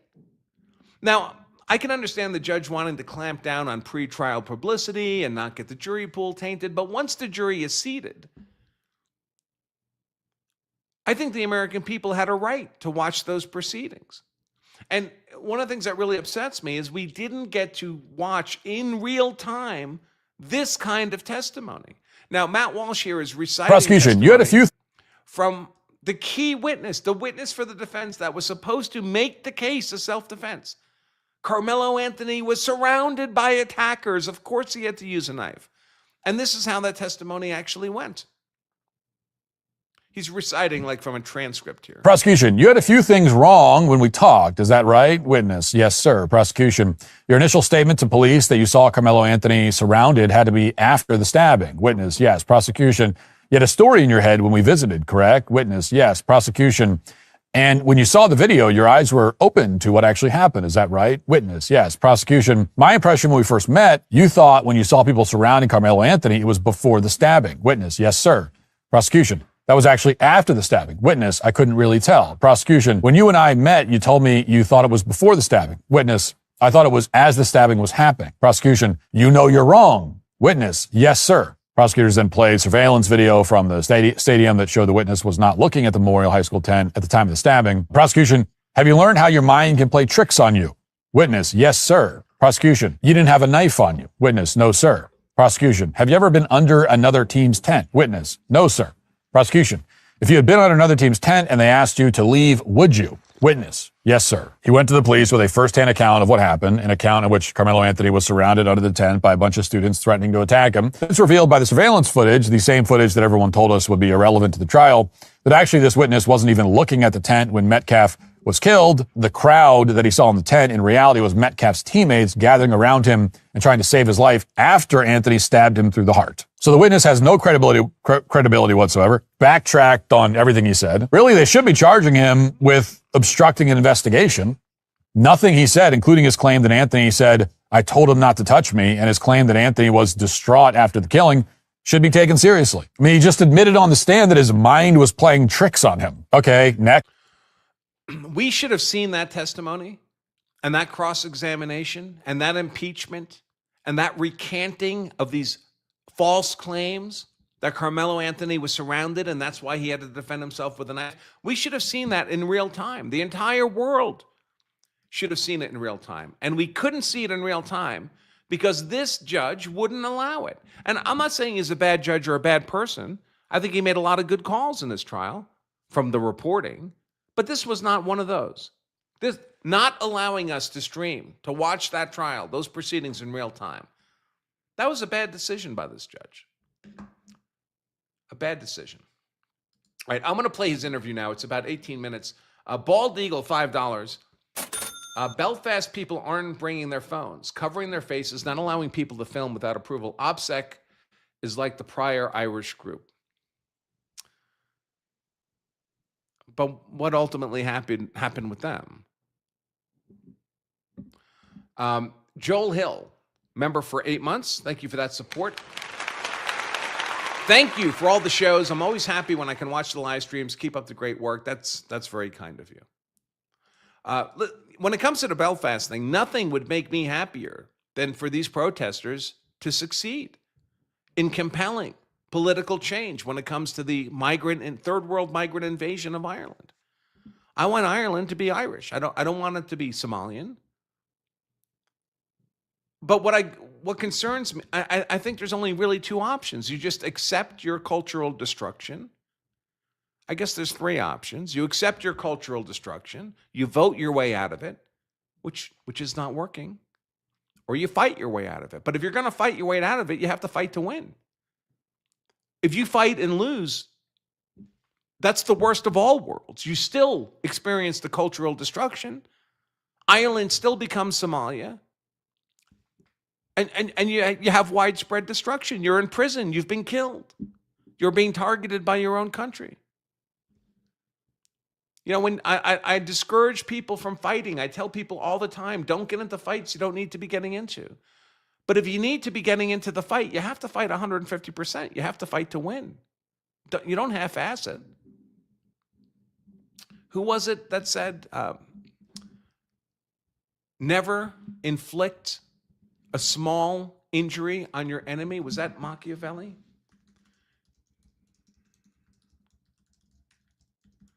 Who was that? Yes, it was. I got it. Machiavelli. Never do an enemy a small injury. That's it. If you're going to fight, you got to fight for real. All right, I think I'm all caught up on the super chats and stuff, so we can jump right into Judge Roach. It is funny. They start off by asking him his name and spelling it, just like he was a witness in a witness stand. I thought that was interesting. But let's jump into it. This is, of course, the judge who presided over the Karmelo Anthony trial, Judge John Roach Jr. And I think this was his last trial. I think he's retiring. My name is John Roach, John Roach. Now, I know the answers to that. I know the answer to that question, but I got to ask it for the record. 100%. You've been on the bench for some time. Yep, I've been on the bench for about 20 years. 20 years, and this is the end.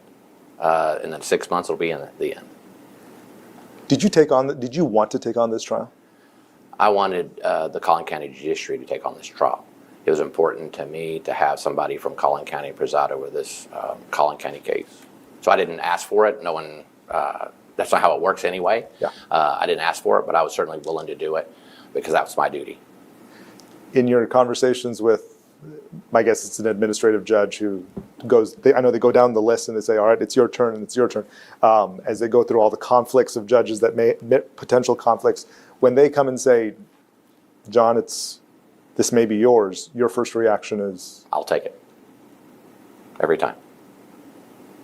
I think it's my job. It's my duty. That's what I was elected to do. Yeah. That's the oath that I took, and I'm going to do my job. No consultation with your family? Or None. No. Nope. And where does that come from? I don't know. I think it's just duty. I think duty, whether that's duty in the Marine Corps or just duty to my family and stuff, I take duty really seriously. And I took this job to perform that duty. And if that's what I had to do, that's what I have to do. Shane just reminded me that I have the law of self-defense chat that I have to be careful not to forget. And he's absolutely right about that. Thank you, Shane. I have so many plates spinning that I sometimes forget, and that's a bad thing. Law Self-Defense, of course, is our membership, where we have the books and all our instruction, and most of our use of force law content is over there. Let me pull that up now.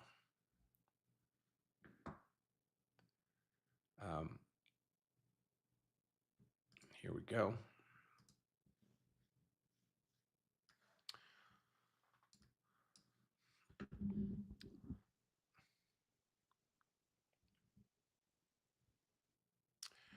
Denver says, can you please get into some details on imperfect self-defense in Texas? Imperfect self-defense. Texas does not have this in their statutes. Yeah, most states don't have imperfect self-defense in their statutes. It's case law that creates it. And it comes in a couple of different flavors. I can't remember offhand which flavor Texas has. But it's when you have an almost perfect claim of self-defense. Let me put the mugs back up while I'm talking about. Oh, here's the book. We'll put the book up while I'm talking about self-defense stuff. When you have an almost perfect claim of self-defense, but there's some defect. And some states, the allowable defect is you used too much force. You went disproportional. You went to deadly force when you're only allowed to use non-deadly force. Otherwise, it was a valid claim of self-defense. You were attacked. The attack was happening. You perceived it reasonably. You did everything right, except you went to deadly defensive force when you shouldn't have. In that case, they'll say, well, you can't qualify for perfect self-defense. You can't get an acquittal. What you did is a crime. But if you killed that person, what we'll do is convict you not of murder, but we'll mitigate the murder down to manslaughter. That's how imperfect self-defense works. So going disproportional is one way you may qualify. I don't remember if that's the way that Texas does it. Another common way that states allow for imperfect self-defense is if you had a genuine good faith belief in the need to act in self-defense. You were genuinely scared that you were going to die, but your fear was not reasonable. Your fear was irrational or speculative or panicked. A reasonable and prudent person in your position would not have shared that fear. If that's the case, and otherwise you have a perfectly good case of self-defense, they were the aggressor, you didn't go disproportional, but your perception of the threat, your belief in the need to act in self-defense was not objectively reasonable. Again, perfect self-defense requires that it was objectively reasonable. So you can't qualify for perfect self-defense. You can't get an acquittal, but you can get what would have been murder mitigated down to manslaughter. We have courses on all this for every state, folks. If you go to our website, lawofselfdefense.com, believe it or not, I don't have all 50 states self-defense law memorized, but I've done state-specific courses on all of them, and it would be covered there. You would need to research Texas case law to find out how the courts have scoped imperfect self-defense under Texas law. Let me see. Go back up to the top here.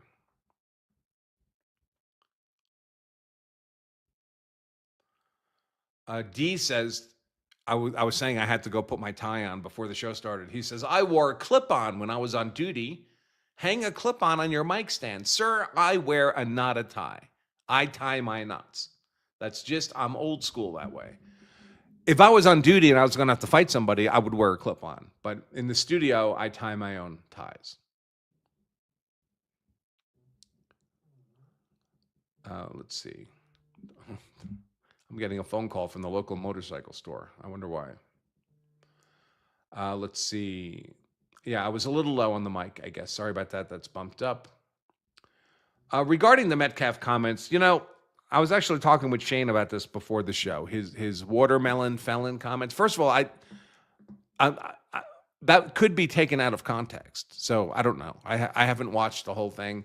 But also, I'm not going to hold Jeff Metcalf to the same standard as I would hold someone else. He's a father whose son was murdered, who wasn't allowed to talk about it publicly for 14 months. It's just like I didn't hold George Zimmerman to a normal standard of behavior after his acquittal.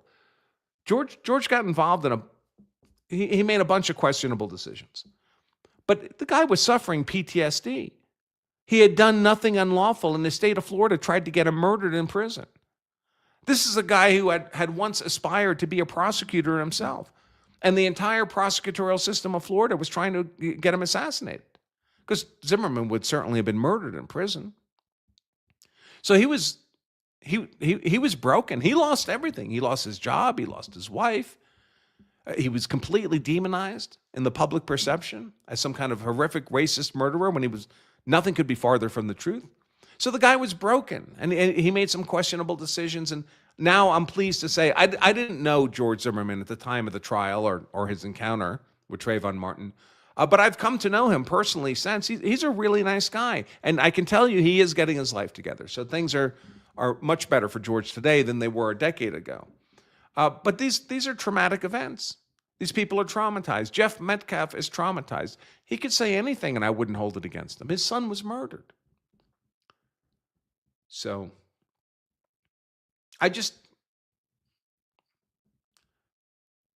he can say anything. It's fine. I'm not going to give it weight. Yeah, so the whole imperfect self-defense in Texas thing, that it's not in their statutes. The statutes are not the entirety of any state's law. Law is created by statute, and law is created by court decisions. And in fact, it's quite dangerous to read only the statutes and think you understand your state's law. Statutes have no effect in the real world by themselves. They're just words on paper. They don't have any effect until they're interpreted and applied by courts to real people in real cases. And the way those courts interpret and apply those statutes can be quite different than the plain English reading of the statute. It can involve a lot of legal doctrines that are not plainly stated, not apparent in the statute. So you don't really know what a statute means until you've read the court decisions that interpret and apply that statute. That's all I can tell you about that. Statutes are very dangerous. All right, let's see. A couple super chats. Let me hit those too. I think I caught up on all the law of self-defense stuff. Spy guy in the law of self-defense chat says, all the blacks calling for the murder of whites, how are those not terroristic threats? Yeah, I think they are terroristic threats. Where's the Department of Justice? If some white people were calling for the killing of blacks, I'm sure there would be prosecutions. Yeah, right. At least visits, right? Was that supposed to be satire? Are you actually making terroristic threats? David, how you doing, man? $5 says, I disagree on broadcasting the trial, at least for the jury's sake, based on that dude getting punched in the head because he might have been a juror. Well, they don't broadcast the jury, though. So when they broadcast the trial, they never show the jury. Now, the jury's names eventually become released. That's true whether they broadcast the trial or not. There's nothing that can be done about that. New member, is it Liz of Sen? Welcome to the family. Pleasure to have you. Tread 1775 gifted another 5 memberships. Is that 20 for today, Tread? That's so generous of you. Elizabeth Rogers, $20, says, thanks for your commentary and insight. Well, that's very kind of you. And Joe, $5. They aren't African Americans. They're as African as I am German or Irish. Actually, less so because my family came here in the late 1800s. Yeah, I agree. I've started calling them just Black Americans. I mean, many of them have nothing to do with Africa. I mean, not all black people in America came here from Africa, right? There's other places black people come from too. All right, back to the judge. Did you fully at the time grasp the enormity of that decision and the outside stuff? I don't know. I think in some ways I did. I think in other ways I didn't. I certainly knew it was very, very important case within our community. I didn't think I realized the enormity of the social media and the media during the trial. How long have you been prepping for this trial? I've been prepping for this trial with the departments, with the Collin County system, with the sheriff's office and everybody for about 8 months. Is that the longest you've ever had to prep? 100%. Why? Logistics. One of the critical pieces of this case where we had minors who were testifying. Prior to me getting the case, we had some of those witnesses doxxed and swatted and revealed on social media. I didn't want that to add to the already traumatic event they've been through, and I didn't want them to change their testimony or be uncooperative with people trying to call them as witness out of fear. And so my number one duty at that point in time getting the case was to how do we protect those minors who are critical to this case to come and testify. I'm sure you've already read and know that one of your fellow judges has already been doxxed and swatted and all the things. I did know that. And still no reluctance from wanting to take it on? None. Yeah. The decision to not have cameras or any kind of streaming, was that an easy one? Yes, it was an easy decision, and I'll tell you why. My primary goal in any case is to make sure that the defendant and the prosecution gets a fair trial, period. I have seen from other cases around the country where cameras in the courtroom changed the way that the judge acted, the lawyers acted, some of the witnesses acted, and we were not going to have that here. We were going to really isolate the purpose for which we were here for. I don't buy it. I don't buy it for 1 second. The cameras in the courtroom change how the judge acts. Well, you're the judge. Just don't do that. Don't let the camera change how you act. The cameras in the courtroom change how the lawyers act. It's your courtroom. You're supposed to be in charge of your courtroom. It changes how the witnesses act. In my experience, once the witness takes that witness stand, they're so nervous, they're so focused on the questioning and the answering going back and forth that the cameras are not having an influence there. Now, of course, for the minor witnesses, it would be understandable for the judge not allow them to be presented on camera. But you just point the camera off to the side. The audio can still come over. That's not identifying them.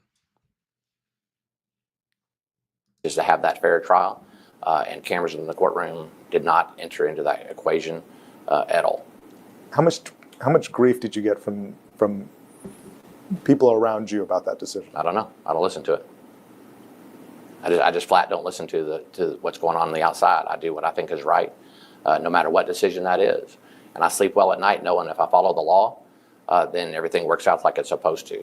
And so these outside influences, all the noise from the outside, I really isolated myself from that in this case and in all cases, and just do my job, do the best I can, following the law. And to the extent he's right to be concerned about it affecting witnesses, which I don't really buy, but there is a counterweight here, and that is the right of the American people to see this proceeding. It's not like it wasn't a private trial. The public could come in. There were only 27 seats.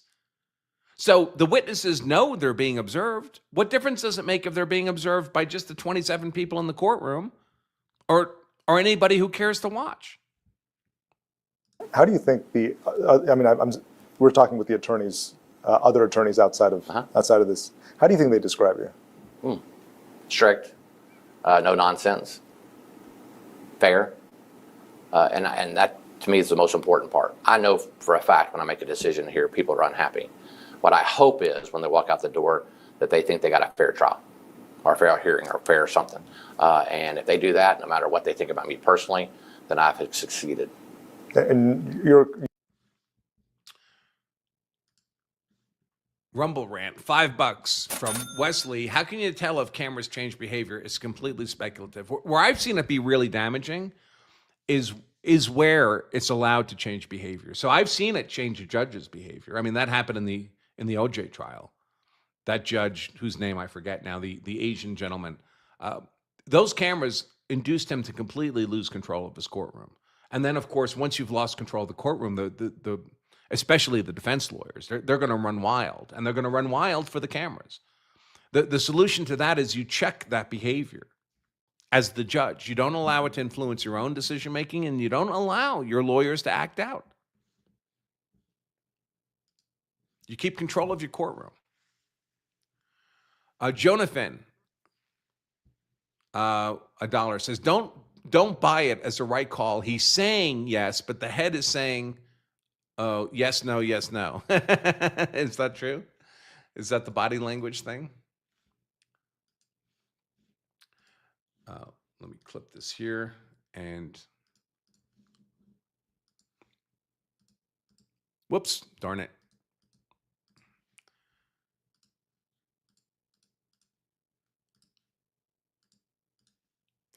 Karmelo would not last long. He posted throwing a vicious gang, notorious gang sign, making all kinds of enemies before setting foot in prison. Oh, I don't know about that, but thanks for the $5. I appreciate that. It's is he gangsta? Is Karmelo Anthony gangsta, or is he just role playing it, cosplaying it, cosplaying it?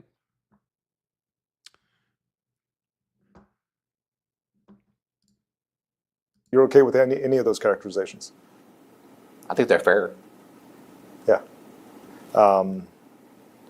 I hate to have to ask about stuff that emerges on social media, but I have to ask it. And I know you don't know of any of it because you're not on social media. I'm on it. I mean, I'm an elected official, so I have a Facebook page and stuff. Do I look at it? Do I monitor it? Do I let it impact me? None. Not at all. So I have to ask, do you have a personal relationship with the Metcalfs? I wouldn't know Mr. Metcalf prior to this trial if he walked up to me and said hello. I don't know the Metcalfs. I sympathize with the Metcalfs and what they've been through and all, but I don't know them personally. Never have.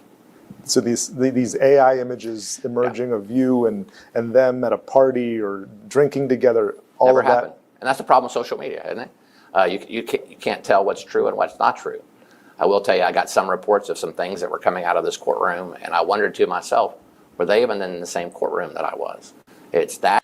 Lance Ito was the judge in the O.J. Simpson trial. Thanks for refreshing my recollection. Yeah, that guy completely lost control of his courtroom. And that's the worst case scenario. I love judges who are in firm control of their courtroom, keep everybody in check and honest, and I despise weak judges. Bad, and I think that's tragic. Because I think really if you just listen to the case based upon the facts, you'd understand it so much better. Do you think it reinforced your decision to not have cameras or streaming inside this? Sort of. I will tell you this, sometimes I think maybe I should have at least the audio streamed or something so people could hear it. But at the end of the day, I don't think, no matter what, people are going to distort whatever happens or whatever they hear into their own agenda. And so what's the point? And again, that noise affects people. It affects the fairness of the trial, the safety of the witnesses, the safety of the jury. And those are my primary concerns, not what social media says. And it's not my duty. I don't think it's my job to feed social media or the media stuff. I certainly understand the role that media plays in a case like this, but I'm not here to feed it. And I took that very, very seriously. But Judge, when people don't have access to the trial or the courtroom, doesn't it invite speculation? Well, sort of, but I got 70 seats in my courtroom, and I had 200 requests by the media to sit in the courtroom. So let's say if I just entertain the press, then I have nobody from the public watching what's going on in their county. And so I had to do a balance between the media's right to know and to be able to report what's going on, because I think that's extraordinarily important. I think it's important that the general public had access to the courtroom and to see what was going on. So I tried to balance all those things with the primary, again. The general public did not have access. Like a dozen members of the general public had access, or 24. There were tens of millions of people who would have watched this if we were live streaming it. Saying that you provided access to the general public when you only provided access to a couple dozen people, that's not meaningfully honest. Purpose of having a fair trial, and I think I struck that balance pretty well. But the media's right to know is the public's right to know, is the public's access. We are the extension of that public. I think somebody from the public who wanted to come watch it. You know, I hadn't seen this interview before I started sharing it with all of you, but I'm really glad this interviewer is going so hard on this issue. This lack of the streaming of the trial. And I know we had a super chat here. I saw it go by. MMM, $10. Thank you very much. I agree with no cameras. Using Johnny Depp case as an example, lawyers posturing, witnesses playing up responses, also witnesses harassed. Glad Judge Roach didn't provide opportunity for this to be more of a circus. I think that if they had not televised the Johnny Depp trial, we would have no idea how egregiously false those accusations were against Johnny Depp. We would have been shocked at that jury verdict for Johnny Depp. It would have made no sense because all the media reporting was that Amber Heard was doing great and Johnny Depp didn't have a defense, didn't have an argument to make.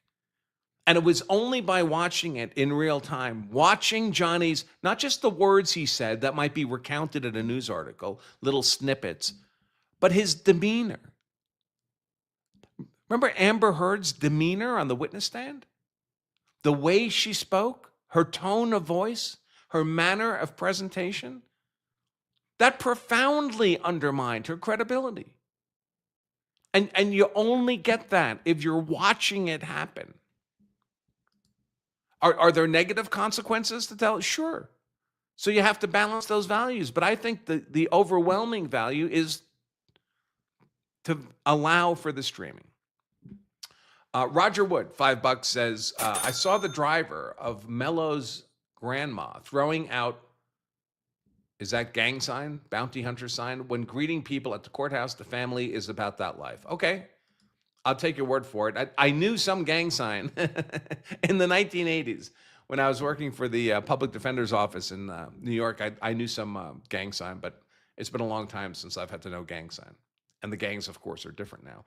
Texas Katie, $5.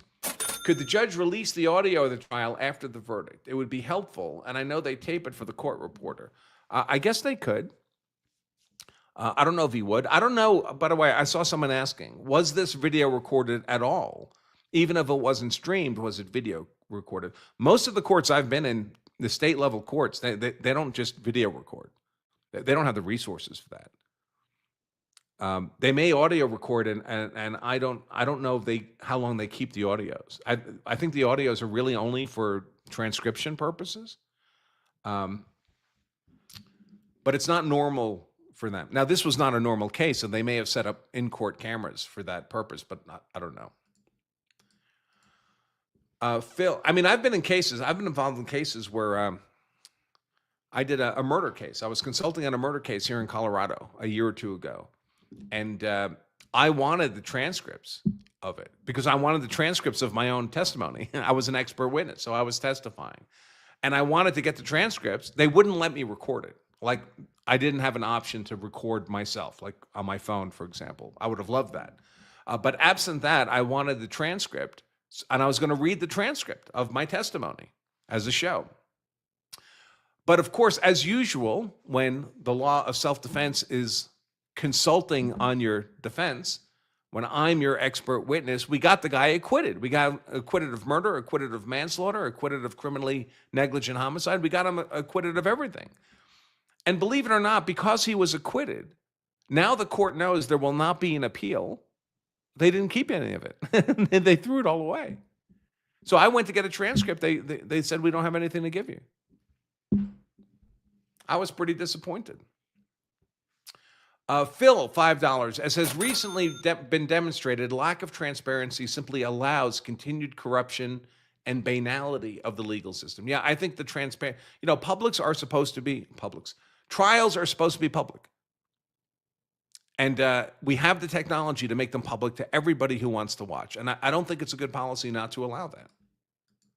I just don't. The trial and know that they were excluded from the trial because all the media was there, I beg to differ. Do you think there was a possibility for a learning experience? I mean, people do not know about how trial works. Do you think that this may have been an opportunity for people to know how it truly works, and that kind of erases some of the negative notions of court and trial? I'm doing and this justice. interview with you to make sure that people understand how the system works. And if they really wanted to, and I mean this seriously, if they wanted to, they could have stood in line with everybody else and had the 27 to 32 public seats that we had in this courtroom that we rotated every day. And so was that important to them? They could have made it in here. No. Again, there might have been tens of thousands, tens of millions of people who would have watched the live stream of that trial. We can't all fit into your courtroom, Judge. We can't all go to Texas. How did you plan for some of the outside noise?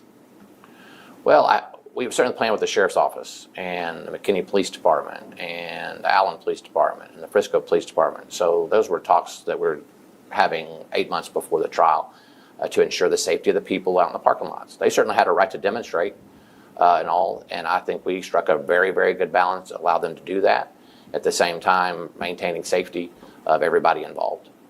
Did it affect your day-to-day decisions? It didn't. Actually, I didn't. I came in from a different entrance from the courthouse. I didn't come in through the front. I couldn't hear any noise at all from my office. The jurors were not facing the parking lot, so they didn't see anything or hear anything. And I think we did a marvelous job in isolating them and having them concentrate just on what was going on in this courtroom, which was my instruction from the very, very beginning.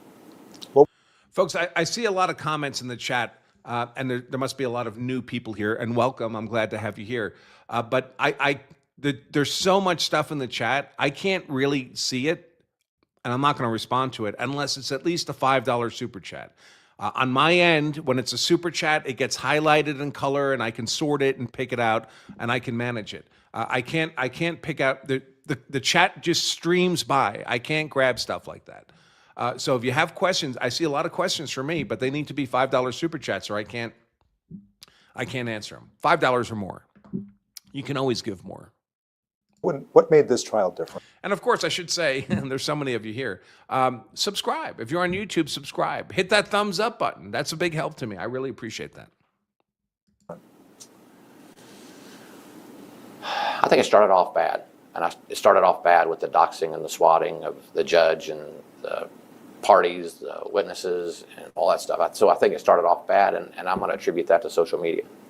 And I think social media got it wrong. And it is what it is. I think that's something we have to live with these days.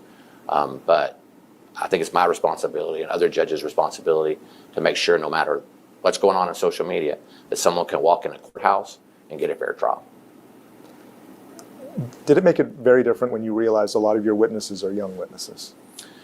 No, look, I've been doing this for 20 years. A lot of the witnesses come in all shapes and sizes and colors and all that. And so that was normal for me. What wasn't normal for me is to have those witnesses be intimidated by things being said on social media, because those young people rely on social media. Yeah, so MMT says $10. Absolutely, I agree. Amber Heard playing to cameras, also as a celebrity figure, has made sense for celebrity-style trial to be on camera, I guess. But these kids as witnesses and the Metcasts, I don't agree with global exposure live stream. Well, the Metcasts are not witnesses, and they're already exposed on social media. The kid witnesses, the minor witnesses, should not have been on camera. But you just point the camera at the ceiling, and you can still hear the audio. Their names are going to be known. I mean, it's not secret. He just didn't want them streamed.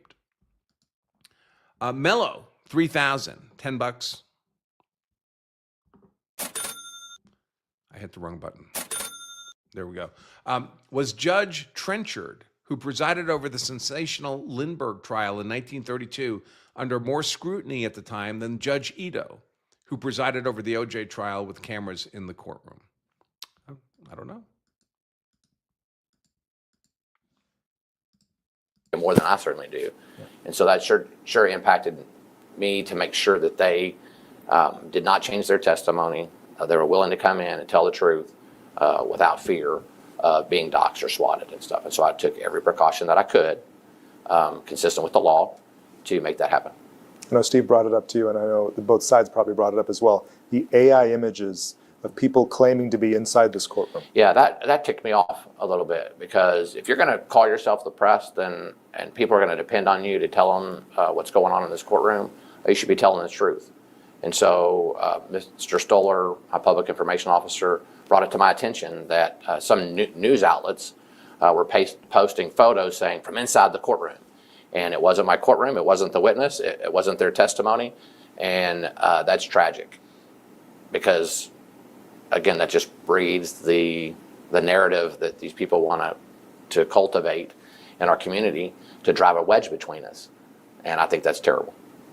Since we're on the topic of image, can we talk about some of the drawings of Sure, you during the sketch art? Absolutely. What do you think? What do you think? My wife would show me a drawing every once in a while of a court case going on. I couldn't figure out who the judge was. And it's all serious. The sketch artist was awesome. She was very sweet. She was here every day, putting her life's work into those images. Because we didn't have cameras in the courtroom, that's the only visual that anybody got. She did a marvelous, marvelous job. I think I'm more handsome than what she portrayed overall. but I'll let everybody else figure that out. Did the jury get it right? Yeah. I just want to remind everybody with this whole cameras issue, imagine how different our perception, our understanding of the Zimmerman trial would be if it hadn't been live streamed. Imagine how different our understanding of the Rittenhouse trial would be if it hadn't been live streamed. We'd all be shocked at those verdicts, given how the media was reporting on those cases. I think that transparency has tremendous social value. They did. You know why? Because they were picked based upon the law, and those images, because we didn't have cameras in the courtroom, that's the only visual that anybody got. She did a marvelous job. I think I'm more handsome than what she portrayed overall, but I'll let everybody else figure that out. Did the jury get it right? Yeah, they did. You know why? Because they were picked based upon the law. They listened to the facts that happened here in this very courtroom, and they got a verdict. And so that's the process. And whatever they say, they get it right. There's going to be a lot of scrutiny over voir dire. Mm-hmm. And you denied the defense and the dismissing of 3 jurors who at least identified as African American on their bioforms. What did you make of that moment? Well, that's not exactly how it works. The defense didn't dismiss them. I'm sorry, the defense raised an objection. They raised an objection, yeah. They have raised an objection. Like I told you before, as long as I follow the law, I sleep well at night. And I'm telling you, I follow the law in that case. Did I know what the perception was going to be? Sure. I knew in the back of my mind what the perception was going to be. But I'm not here to satisfy perceptions. I'm not here to satisfy agendas. I'm not here to do any of those things. I'm here to follow the law. And I did it to a T. And I'm proud of that. Very proud of that. Is this your last big trial? It's my last big trial. The sad part about it is, I will tell you before I leave at the end of the year, I'll try a couple more murder cases, for example. The parking lot won't be full. The gallery won't be full of people watching the case. But we still have somebody who's died and someone accused of doing the killing. And it won't draw the attention that this case did. And their death is no less tragic than the tragic death of the young man in this case. And so, big trial, I guess, from an outsider's perspective, and the social media and the media interest in the case. But crime still happens in Collin County, and every single person deserves to have as fair of a trial that Karmelo Anthony had. What's your take on Karmelo Anthony? I don't know. I really don't know. You've had a lot of defendants in your courtroom. I have had a lot of defendants in my courtroom, and I talked to Mr. Anthony a couple times because I'm legally required to go over some things with him. He seems like a nice young man who committed a crime, and he understands today, more than any day before today, the consequences of committing a crime like he did. Last question. Yes, sir. The future of the justice system. What do you think about it when you realize you have all these social media influencers and citizen journalists? I don't know. I hope that the judges that hear cases, period. I was about to say high-profile cases, but that's not it. It's just any case. Realizes the importance of their job, and their job is to be fair to the state and to the defendant, and to protect the people that come before them and make just and right decisions based upon the law. And if we can do that, that's great. The influence of social media, I think, is going to continue to impact our communities everywhere. And I hope that we can rely upon our justice system to weed through the noise and find justice for everybody who comes through our doors. This is a personal question I wanted to ask you. Sure. Do you understand why the legitimate media had to be a pain in your ass? Legitimate media. There's this guy named Jobin, who I think was probably the worst of all of them. And no, I didn't understand how he could be that way. Look, I absolutely understand the media's role in all this. I mean, it's the First Amendment for a reason. It is absolutely the First Amendment for a reason. But at the same time, a defendant has a right to a fair trial, and the prosecution has a right to a fair trial. That's also in the Constitution. And so just have to balance all those interests. And I'll honestly say, I think I balanced it well. And I know I made people mad, but I'm not here to make them happy either. I hope that the Metcalfs think that their son got a fair trial in this courtroom, as do I hope that the Anthony family thinks their son got a fair trial in this courtroom. I certainly think he did. Did you feel the pressure of the other courts not being able to operate too? So, of course, they're independent elected officials. They can operate if they want to. Yeah, and some of them have. They have. Virtually. Yeah. They have. We were trying to cut down on the sheriff's duty to transporting back and forth and stuff. And so I asked them if they could modify the way they are operating in court. They could go to Zoom like we did for a long time. They could, pick days that we weren't here, like on that first Tuesday. But it's up to them. Okay. It helped a lot that they cooperated. And by the way, that's one of the messages that I don't think I've been saying enough, is what we did here was a well-oiled machine. I've never seen a case. Do you want that on the record? Sure. Okay. Yeah, I'm rolling. We're rolling. Okay. The case that we tried here in Collin County was a well-oiled machine. I mean, Collin County, it should be the model for high-profile cases from here on out. And that's because we started 8 months ago, and I met with anybody from facilities to IT to the audiovisual people to the sheriff's office. We constantly came together and met to make sure that Collin County was going to be a focus for a minute.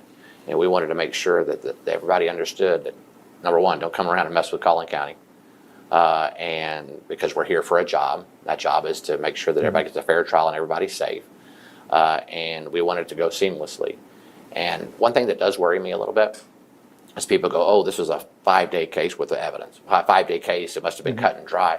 I don't know if that's true or not. It was 5 days because I wasn't wasting anybody's time. Our community needed to heal quickly. They needed this case over one way or another, but the case had to be fair first. But we accomplished that. But it was a gargantuan effort by every single person involved in Collin County and outside Collin County.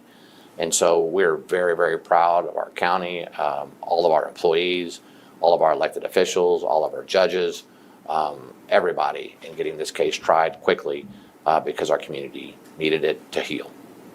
Thank you, Judge, for talking with us. Sure. Okay. Let me catch up on these super chats. And, I do have a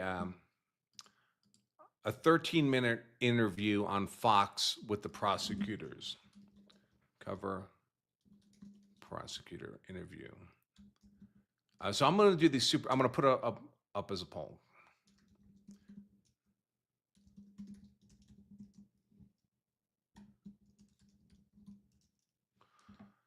So you'll vote again.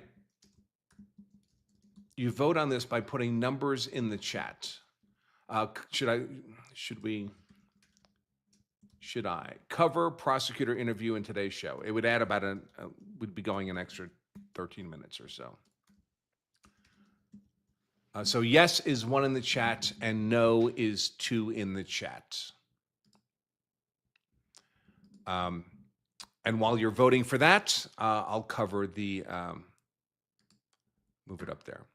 I'll cover the super chats that have come in. Phil, $5. Another reason for increased transparency is the increasing lack of trust in judges, prosecutors, and law enforcement. With good reason, I believe. Yeah, I mean, wouldn't it have been great to have those prosecutions against Trump televised? I mean, federal courts don't generally televise, but wouldn't it have been great to see the conduct of these judges? Because I think it would have outraged America. Instead, everyone gets to pretend that these judges were just cool-headed, reasonable jurists on the bench. I don't believe that. I think they're crazy. And I would have liked to have seen that. EPMJ, $5. From Mike. Noisy and violent rallies seem like terrorism meant to achieve political goals. Got the Kindle book. Oh, great. Awesome. The Kindle book of this.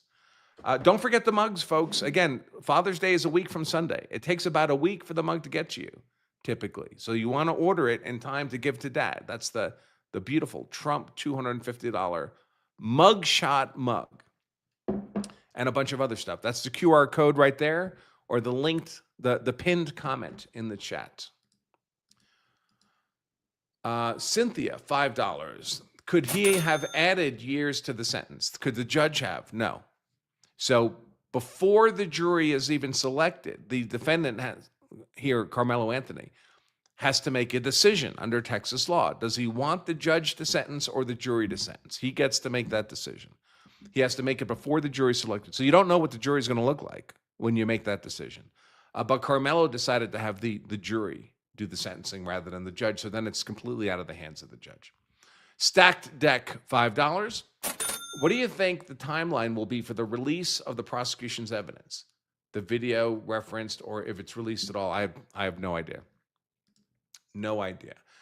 If they actually video recorded it and they released the video, I would probably do like a live stream of the video. It's not that long a trial.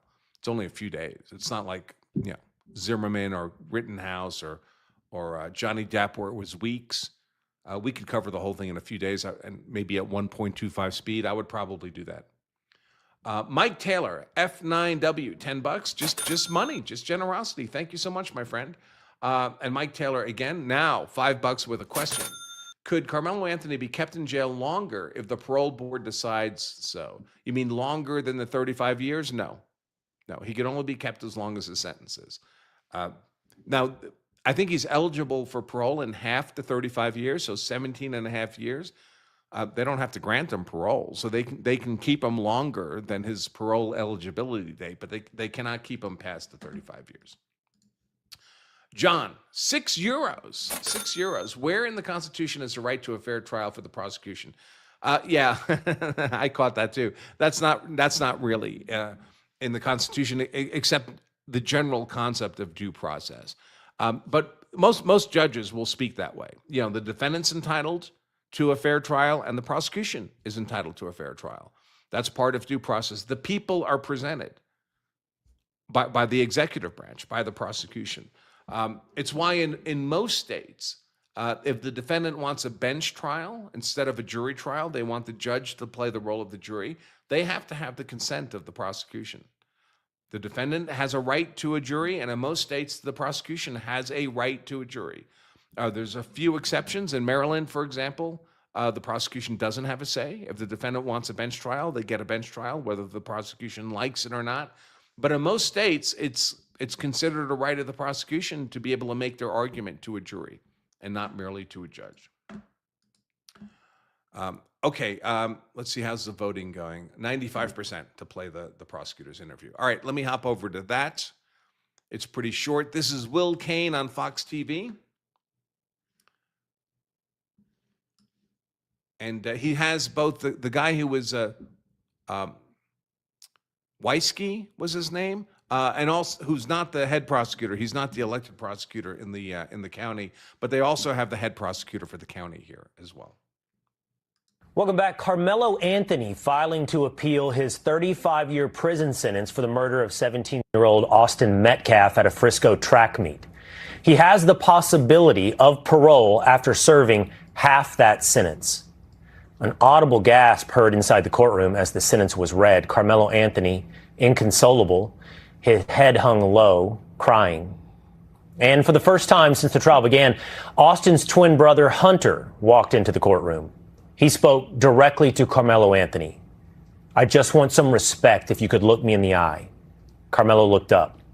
Hunter continued, "I'm trying to learn how to forgive. I'm trying to understand why he had to go. You took away someone who was supposed to be an uncle to my kids." Austin's father also spoke directly to his son's killer. "We were robbed. Don't look down. The public response sickens me, especially when a gag order doesn't allow me to defend my son. This was never about race or politics. But what you did was to choose to make it about both. Grief is not sad, it's rage. A piece of me died with my son. I forgive you, but I do not forgive what you did. You can't even look me in the eye, but you can stab my son in the effing heart." Austin's mother telling Anthony, "You may have just been given a sentence of 35 years behind bars. You can consider yourself lucky because I've been sentenced to a lifetime without my son." Heartbreaking, devastating. This case is tragic. But somehow it also became tribal. Outside the courthouse and online in the comments section, a modern American racial drama played out. Not because everyone saw it that way, but because a group of activists insisted on seeing it that way. I said, as a former prosecutor, this was a legal lynching that happened in this slaughterhouse. This is a slaughterhouse. And she's a former prosecutor, this lady who's speaking here with the outstretched hand. She's a former prosecutor because she's been disbarred. She's been disbarred in Texas for financial crimes, fraud. This is not a courthouse. This courthouse is designed. Thelma Anderson. When you would come here and you look like us, to slaughter you. That's what they were. Those twins are domestic racist terrorists. Illegal lynching, domestic terrorists. That person is a lawyer. My question is, who gave that person a law degree or a bar card? Unfortunately, it gets worse. They should have both been arrested. Oh, that guy. What a crowd, huh? It's like when Kyle Rittenhouse shot 3 people in Kenosha, and it turned out one of them was a child abuser, right? A sexual child abuser. One of them was a spouse abuser. They all had criminal convictions. All 3 people he shot. He just randomly shot 3 people, and they all turned out to be degenerates. We just looked at Thelma Anderson, a disbarred attorney. This guy, I call him Hippity Hop. He just got arrested on an outstanding felony warrant and being in possession of a firearm. Just randomly walking by Nick Sorter's camera.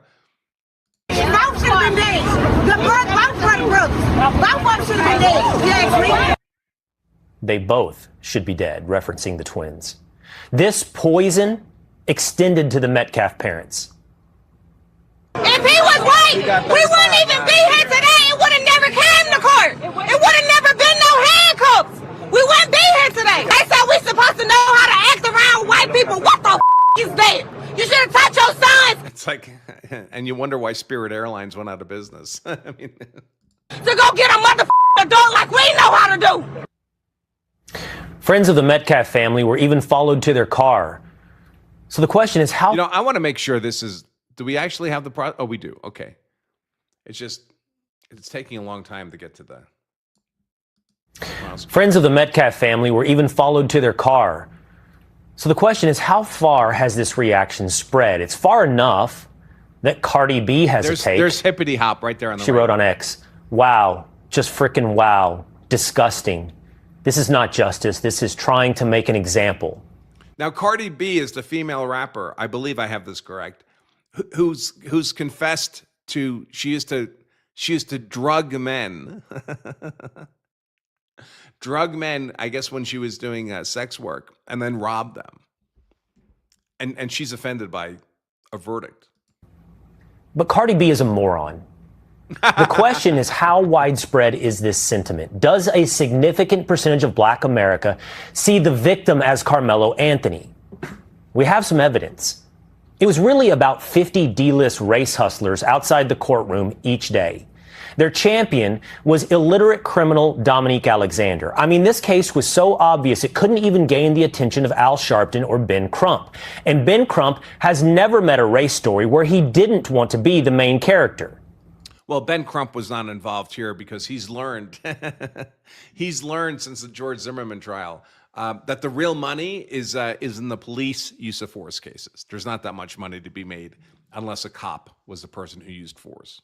But this is where the story takes a turn, because what started outside the courthouse found its way into politics. Texas Congresswoman Jasmine Crockett defended what Karmelo Anthony did. As a 5'3" woman, if a 300-pound man is beating me, like on top of me and beating me down, I'm not limited to fist. Because I'm telling you right now, if you were twice my weight and got way more strength than me, and you got me pinned down, I don't believe I'm going to survive. I would argue that even the only time we go into things like people's hands being considered deadly weapons is typically... Look at those disgusting nails. Look at those disgusting claws she's glued onto the end of her fingertips.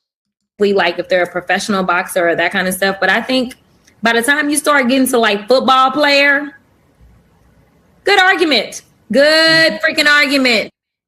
If a 300-pound man had Jasmine Crockett on the ground beating her, I would defend her use of self-defense, because that's what would be supported by the facts and the evidence. It's not a modern American racial drama where the skin color of the characters is all that matters. It's the facts, the circumstances, and the evidence that matter. But that seems to escape the Congresswoman who has lectured the Metcalf family about real pain.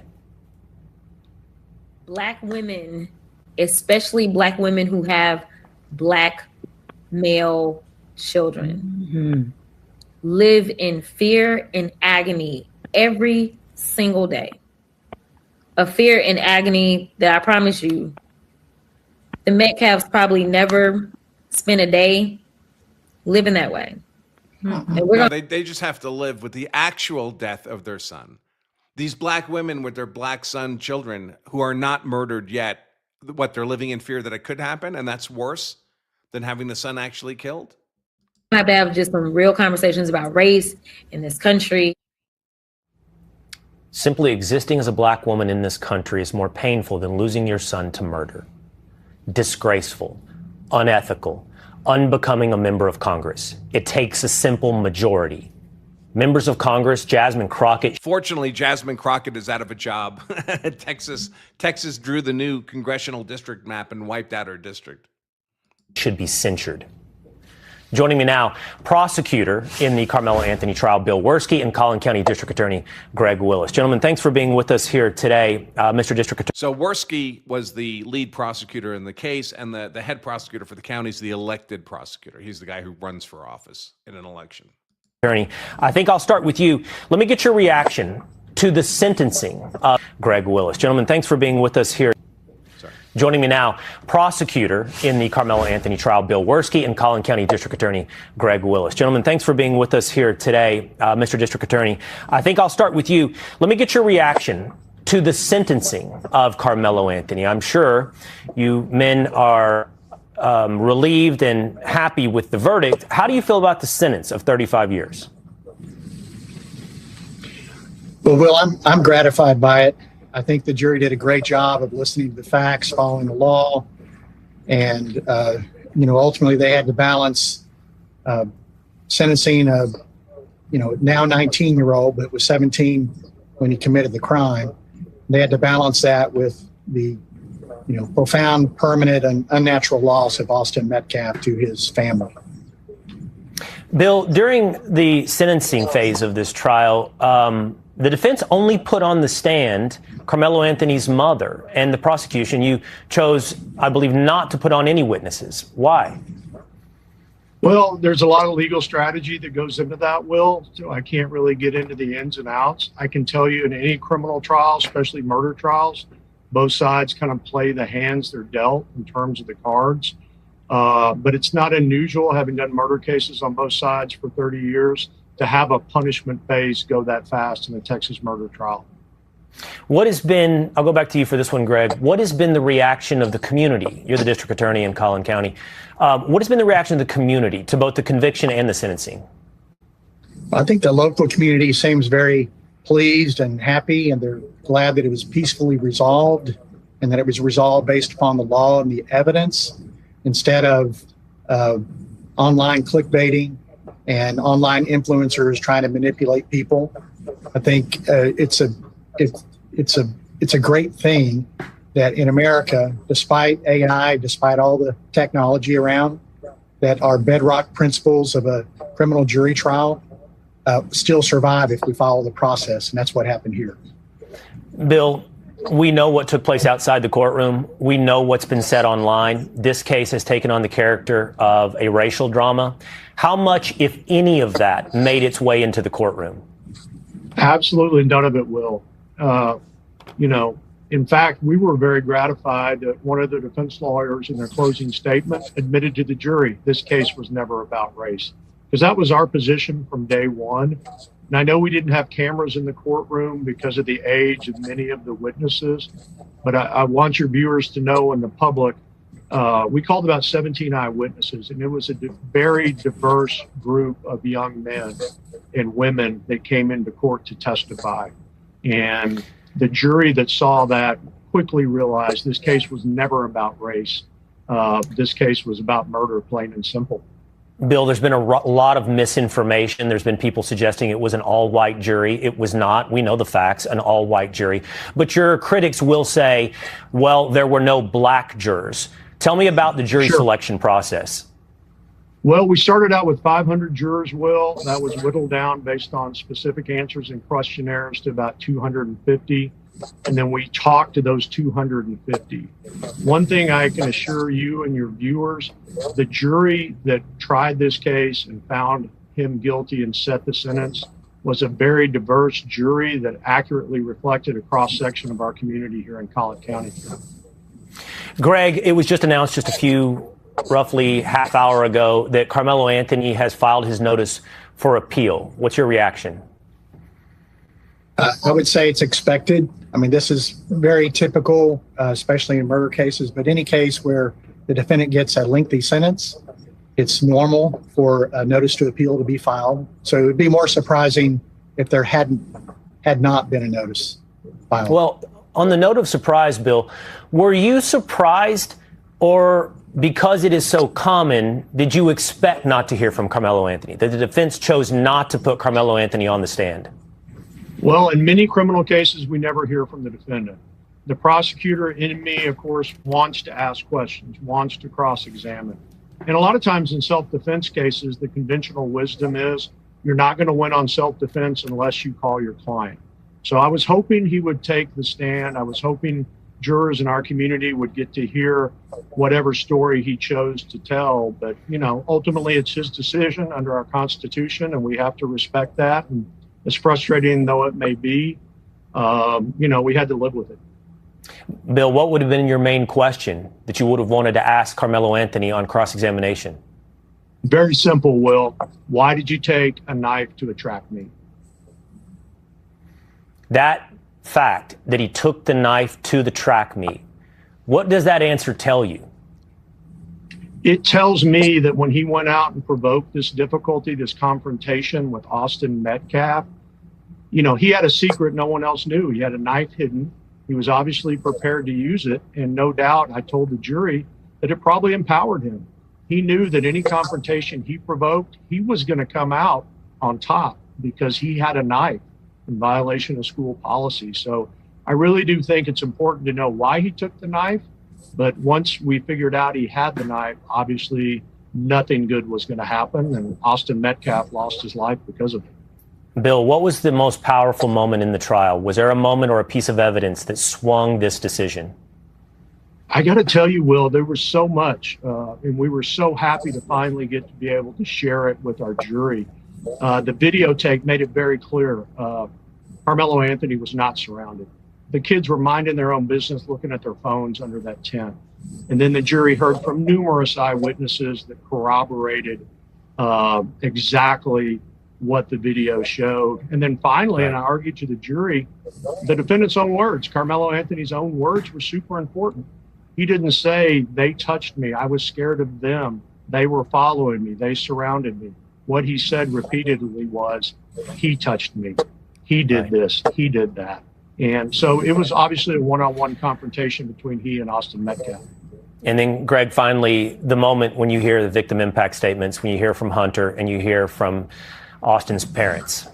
By the way, that's a great example of how you can get yourself jammed up by talking to the police in the immediate aftermath of a use of force event. That one choice of words, he touched me, instead of they touched me, completely foreclosed the defense argument that he was under a disparity of numbers attack that could justify the knife. If he hadn't said those words, imagine there's no video, well, then it becomes much more ambiguous whether or not there was a disparity of forces attack. Well, I mean, it's heartbreaking, absolutely heartbreaking. For them to try to put into words the loss that they've experienced, it's just heartbreaking. That was my feeling. Yeah. Well, Greg Willis, Bill Werski, thank you so much for joining us the day after this trial. We appreciate the insight. Thank you for your time. Thank you. All right. All right, so that's the prosecutor interview. We got a few super chats and rumble rants, and then I'll go ahead and begin to wrap things up. I do want to remind you, I will be interviewing Greg Bavino probably next week. I have to call his team right after I finish the show, and we're going to iron out all the scheduling. They had proposed next week or perhaps the week following, but I want to try to make it possible next week. Jim Tells You DM'd me about this possibility. He says, so glad the Bavino interview is happening. I know you guys probably already had it in the works. We did not have it in the works, but as long as you don't mind, I'm going to tell myself that my comment on his X post made it happen. Very well may have. And I had somebody DM me on X as well. Was that you, Jim? I don't remember if it was or not. Let's see, who was it?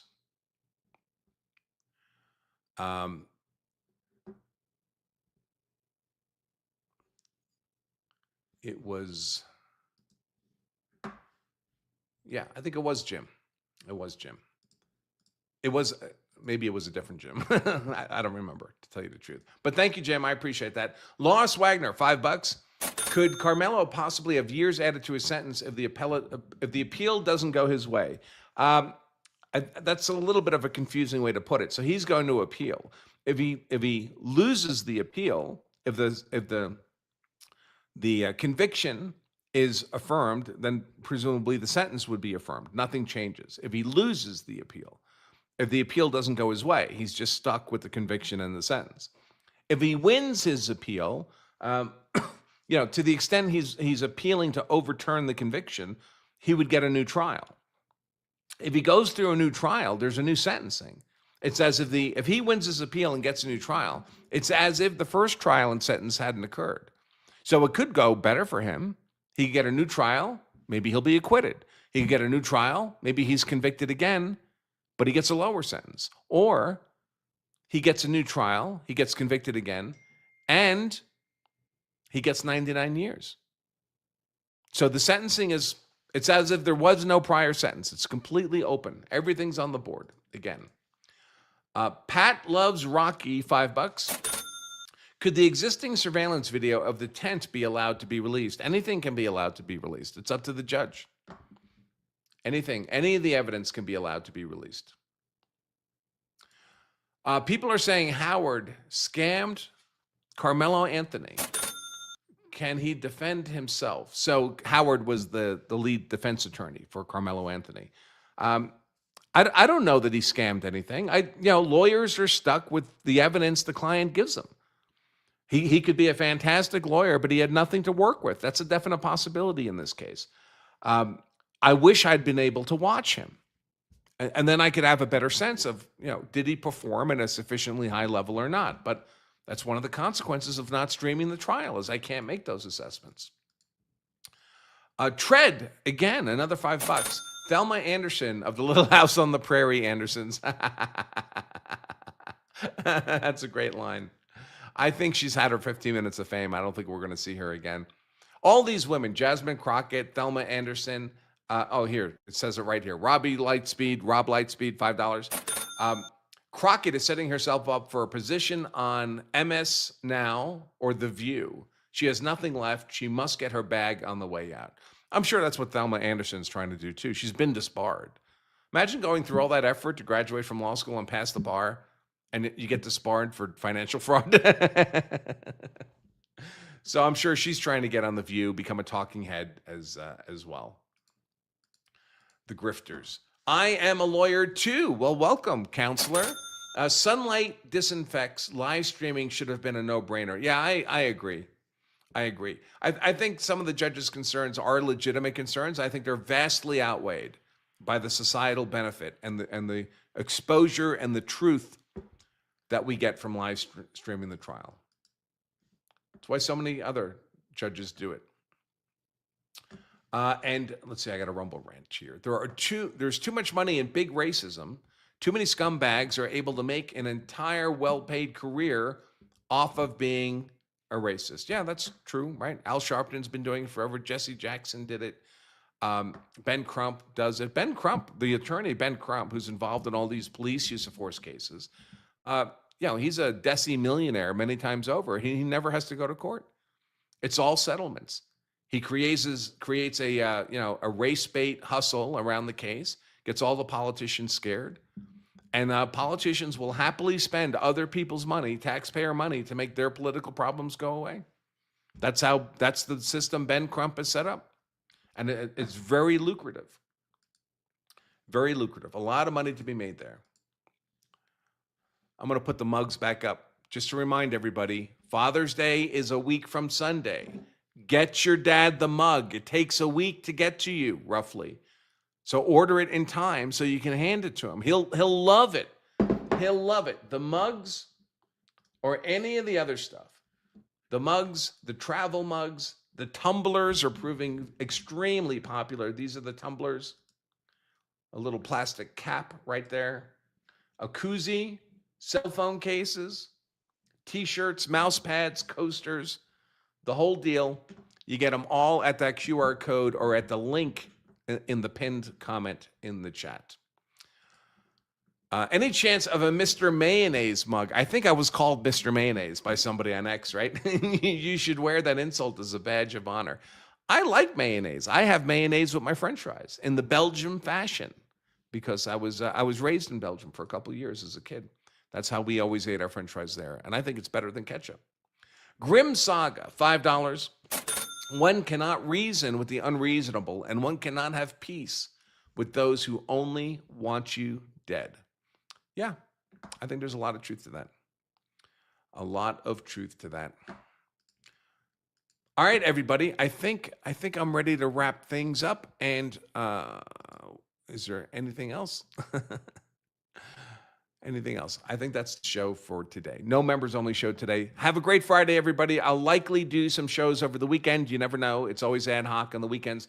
But the latest, you'll have to wait before. Oh, the Law Self-Defense chat. Thank you. Good heavens.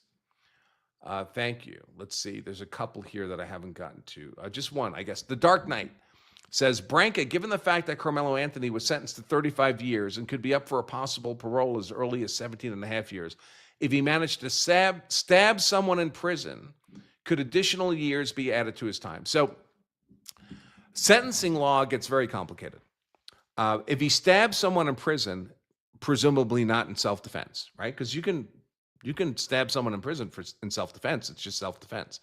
But if he stabs someone in prison and it's not lawful, it's just another crime. So he could be prosecuted for that stabbing. He could be convicted of the stabbing, and then he would be sentenced for the conviction.